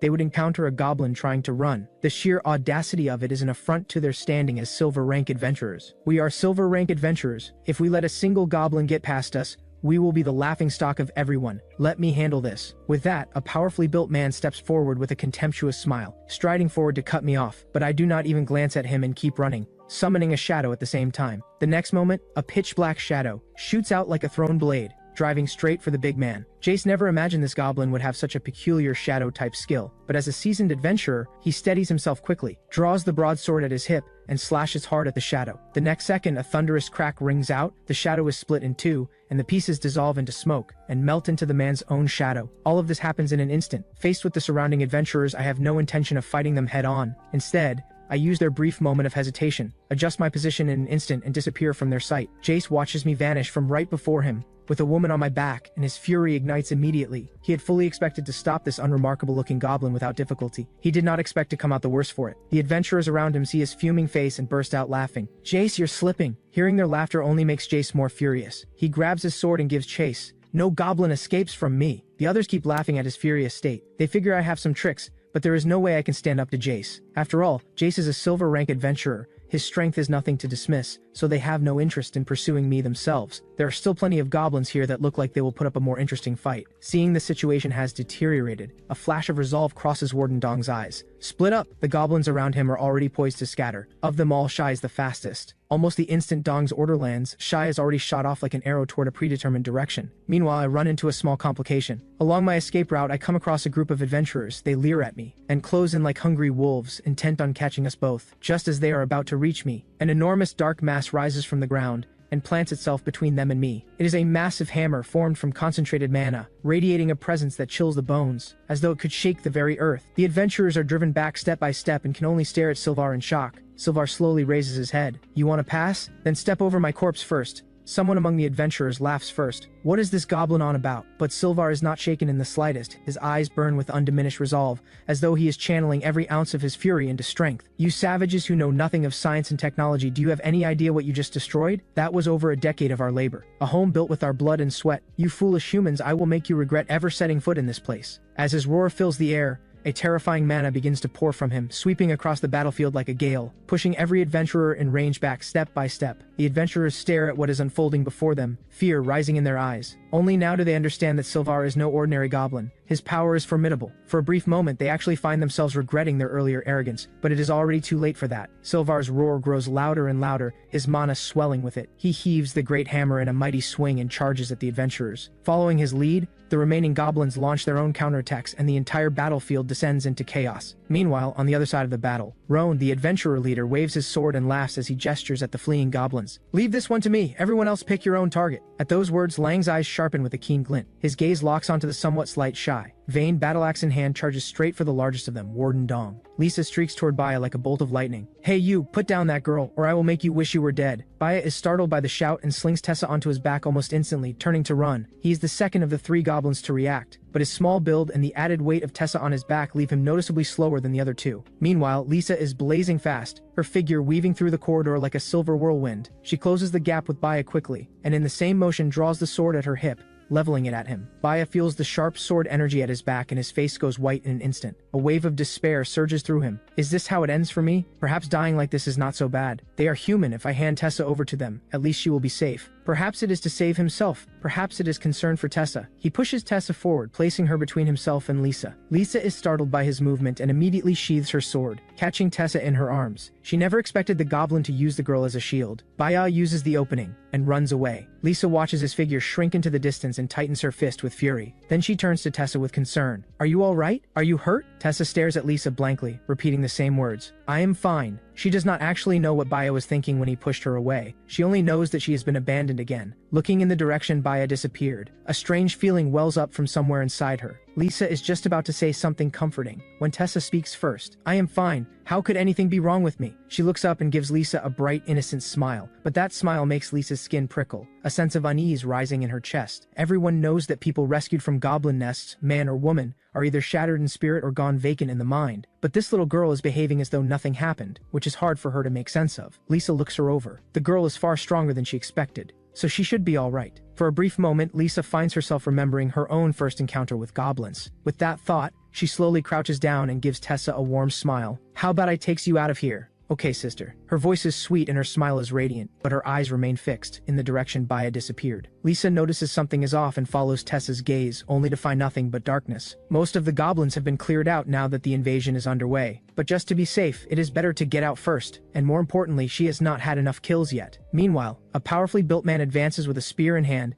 bearing down on Shy with furious momentum. "You damned goblin, stop right there!" His voice rolls in like thunder, making the very air around him shudder. His spear cuts through the air, driving straight for Shy's chest, but Shy only tilts his head slightly, the faintest curve at the corner of his mouth, as though amused by the man's ignorance. The man is puzzled by Shy's calm, but faced with a goblin that looks this small and weak, he does not take the warning seriously, assuming it is a bluff. The instant the spear is about to reach Shy, everything changes. Shy gives him a cold sidelong glance, and with a sudden explosion of sound, the ceiling cracks apart. Then several dark figures drop from above like phantoms, materializing between the spear and Shy. When the dust clears, the man sees that the dark figures are humans in black robes, their faces twisted into eerie smiles, their tattered robes covered in carved mystical runes. The spear passes straight through one of the black-robed figures, but the robed figure shows no sign of pain, and bursts out laughing. His laugh is sharp and piercing, echoing off the narrow corridor walls. The man moves to pull the spear back, but the robed figure only laughs louder. "How wonderful! This gate of passage was prepared especially for you. Feel the power flowing in from another world." With that, he actually places his hand on the spear and strokes it back and forth, as though savoring the sensation of pain itself. His face radiates satisfaction, as though the wound gushing blood is merely part of his performance. The man's scalp crawls at the sight. He has never faced an opponent this deranged and sinister. He can only grit his teeth and say, "You are from the Gate of Verity." And without pausing, he tightens his grip on the spear and wrenches hard. The next second, the spear surges with tremendous force, and tears a massive hole through the robed figure's body. But shockingly, the figure does not seem to care at all. A massive red flame erupts from the wound, blazing like hellfire, beginning to consume his own body without mercy. "Now you know what we are. Why not join us? Become a disciple of the Gate of Verity?" The man roars with fury and swings the spear again, driving it straight for the robed figure's heart. "I would never join you lunatics." Just as the spear is about to pierce through, a deep crimson flame erupts from the figure's chest and melts the spear in an instant. The firelight makes the robed figure's face look even more hideous and terrifying. "Come, embrace the Gate of Verity." The words have barely left him before he transforms into a massive figure of living fire and lunges at the man. The man tries to flee in terror, but the robed figure seizes him tight. The flames spread across the man's entire body, swallowing him in unending agony. "You damned cultists, do not think you are getting out of here. The gold-rank adventurers will not let you go. They will all return to the embrace of Verity. Every person here, every living thing, even the goblins are no exception. Let us all return to Verity's embrace. Welcome the truth." As the words end, even more terrifying flames erupt from the robed figure. The man thrashes and screams, but it is no use. He can only pull all the water from his storage ring and pour it desperately over himself. But the flames seem to have a will of their own, devouring everything in their path, even water unable to extinguish them. In the end, they are both reduced to a pile of ash. The other robed figures find this entertaining, showing not the faintest grief over their companion's death. The black-robed woman at their head gives the ashes a cold, disinterested glance. Move on, we have much left to do. Besides the defiant things below, there are many to capture this time. No point wasting further time. At her command, the others fall in behind her and vanish into the darkness. Only the ashes remain, not yet fully scattered, drifting gently in the wind. Meanwhile, deep inside the goblin nest, Jace, face twisted with fury, grips a blood-streaked broadsword, cutting through every goblin in his path without slowing. His eyes blaze with reckless intensity. Every last goblin deserves to die. With Jace closing in, Vera calls out with concern, "Why not put me down?" At her words, I let go without a moment's hesitation. Vera suddenly loses all support and lands hard on the ground. "That hurts!" She looks up expecting some kind of explanation, but when she does, I am already gone. The cave falls into complete silence as though even the air has stopped moving. She looks everywhere and cannot find a single trace of me. For a moment she thinks she has been abandoned. The instant the thought takes hold, a wave of despair washes over her. She had longed to escape this terrifying nest, but now that it is actually happening, she feels a loss and unease she cannot put into words. She does not know what to do, and can only sit there on the ground crying quietly. Just then she hears a faint sound nearby, and at this same moment, Jace, who has been chasing me all along, catches up. He finds that the strange goblin has vanished, leaving only a woman. When his gaze falls on Vera, the angry flame in his eyes transforms instantly into one of greed. Vera's graceful figure and striking beauty are made even more alluring by the moonlight. Jace swallows, an unnameable impulse rising within him, and he instinctively closes in on Vera. Sensing the blunt, naked greed he is radiating, Vera feels a surge of panic. She draws herself up and tries to keep distance between them. What do you want? What do I want? Isn't it obvious? He reaches out with a rough hand to grab her. Vera recoils and struggles to get away from his grasp, but her resistance is no match for him and only seems to fuel his desire. Just as he starts tearing at Vera's clothes, a cold gleam flashes through the air, followed immediately by a shriek. It is me. I have been watching from the shadows all along. My blade crosses Jace's throat. Blood sprays across the stone wall. I give the body on the ground a dispassionate glance and turn to Vera, who is slumped on the ground. "Leaving now?" Hearing this, Vera's face lights up. She instinctively moves to throw herself at me, but I sidestep her neatly. She ends up face down on the ground, rear in the air. I show not the slightest appreciation for the view. I simply ask again, "Are you leaving or not?" At that, Vera scrambles up immediately, the hand that had been reaching for me, dropping back to her side when she meets my cold gaze. Just as we are about to step out of the exit, I sense something, and pull Vera to a hard stop. Almost simultaneously, 3 groups converge at the junction on the second level. I take a step back, eyes sharp as I take in both the black-robed figures and the human adventurers. A brief silence falls, before Amy from the adventurer side breaks it. "Are you from the Gate of Verity? Are you those cultists?" Recognizing them, Amy and her companions go on high alert instantly. They direct nearly all their attention toward the cultists, because compared to these cultists, I am a far lesser threat. Goblins can always be killed later, cultists are another matter. All the more so since Amy is a priest, and she has a particular loathing for cultists. Only Morris stands staring at me, oblivious to everything else. Just then, the black-robed woman addresses Amy's group. "Move aside, and if we do not, then you will all return to Verity's embrace." At that, a faint holy light begins to radiate from Amy as she raises her fist. "Oh, then allow me to send you down to meet this so-called Verity of yours myself." Seeing that a fight is about to break out, my eyes sharpen, and the instant the clash begins, I seize the opening, scoop up Vera, and shoot straight through the gap between them. The instant I move, Morris releases the slash he has been building, aiming it straight down at me. Dita, who noticed Morris's state early, sees him in order to kill a goblin, about to cut down an innocent young woman along with me, and in his shock cannot hold back a shout. "Morris!" Morris hates goblins most, but at least he has always maintained the most basic line a person will not cross, never taking an innocent life in pursuit of a goblin. And yet now, for the sake of killing me, he is not hesitating for even a moment to cut down a young woman. Dita wants to stop Morris. He does not know what has possessed Morris to act this way, but he knows that if Morris goes through with it, he will regret it. He cannot let it happen, but it is already too late to stop it. As that silver-white blade arc cuts through the air, the blessing in Vera's hands is building toward release. After what Jace did to her, she no longer trusts the adventurers here as she once did. She is just about to call out a warning to me, when I hoist her entire body and launch her forward. In midair, she releases the light and it lands on me. In that instant, my body feels significantly lighter, and my strength surges considerably. But before I can fully feel it, the slash comes crashing straight down at me. The instant it is about to connect, my body rapidly darkens and the blade passes cleanly through. Seeing this, Morris reacts immediately. He throws a transparent sphere, and a blinding radiance erupts from it, driving me out of the shadow. The next second, a broadsword launches from my hand and flies toward Morris. He lets out a cold laugh and tilts his head to let it graze past his face, but as it passes, he catches the smell of gunpowder. He takes a closer look. There is explosive strapped to the back of the blade. Before he can react, the blast smoke engulfs him completely. He is just about to swing his blade and cut through the smoke. When a flash of a blade cuts through, he looks more closely. It is a pitch-black shadow. Looking at the blade in the shadow's hand, Everything becomes clear to him at once. I had used his throne light sphere to merge my shadow into the shadow of the throne blade, using the blade's flight as cover for a shadow assassination, and the explosive strapped to it had kicked up smoke to obscure his vision, creating an opportunity for the shadow to assassinate him, one move after another. With this realization, his resolve to kill me only hardens, no matter the cost, against the shadow that comes at him again. He cleaves it in two with a single stroke, and I use that brief window to slip away. Losing track of me, Morris comes to a dim realization. I may have been buying time from the very beginning. But then the world voice starts chiming in his head again and again. Traces of the Goblin King candidate detected.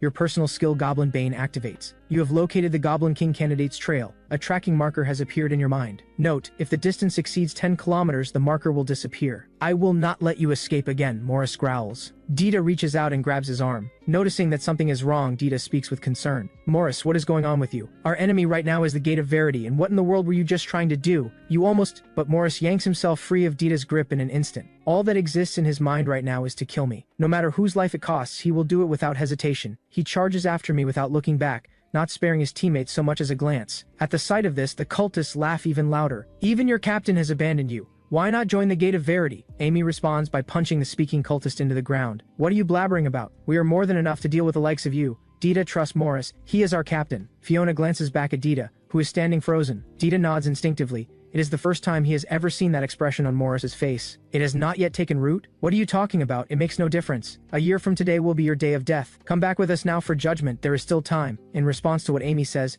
the saint from the Gate of Verity gives a quiet laugh. Go back? So you can deliver me to your god as a slave? Can your kind truly not satisfy him yourselves? How dare you slander the divine? Amy raises her divine force-wrapped fist and swings it at the saint, but her fist that could shatter the earth itself is blocked by the saint.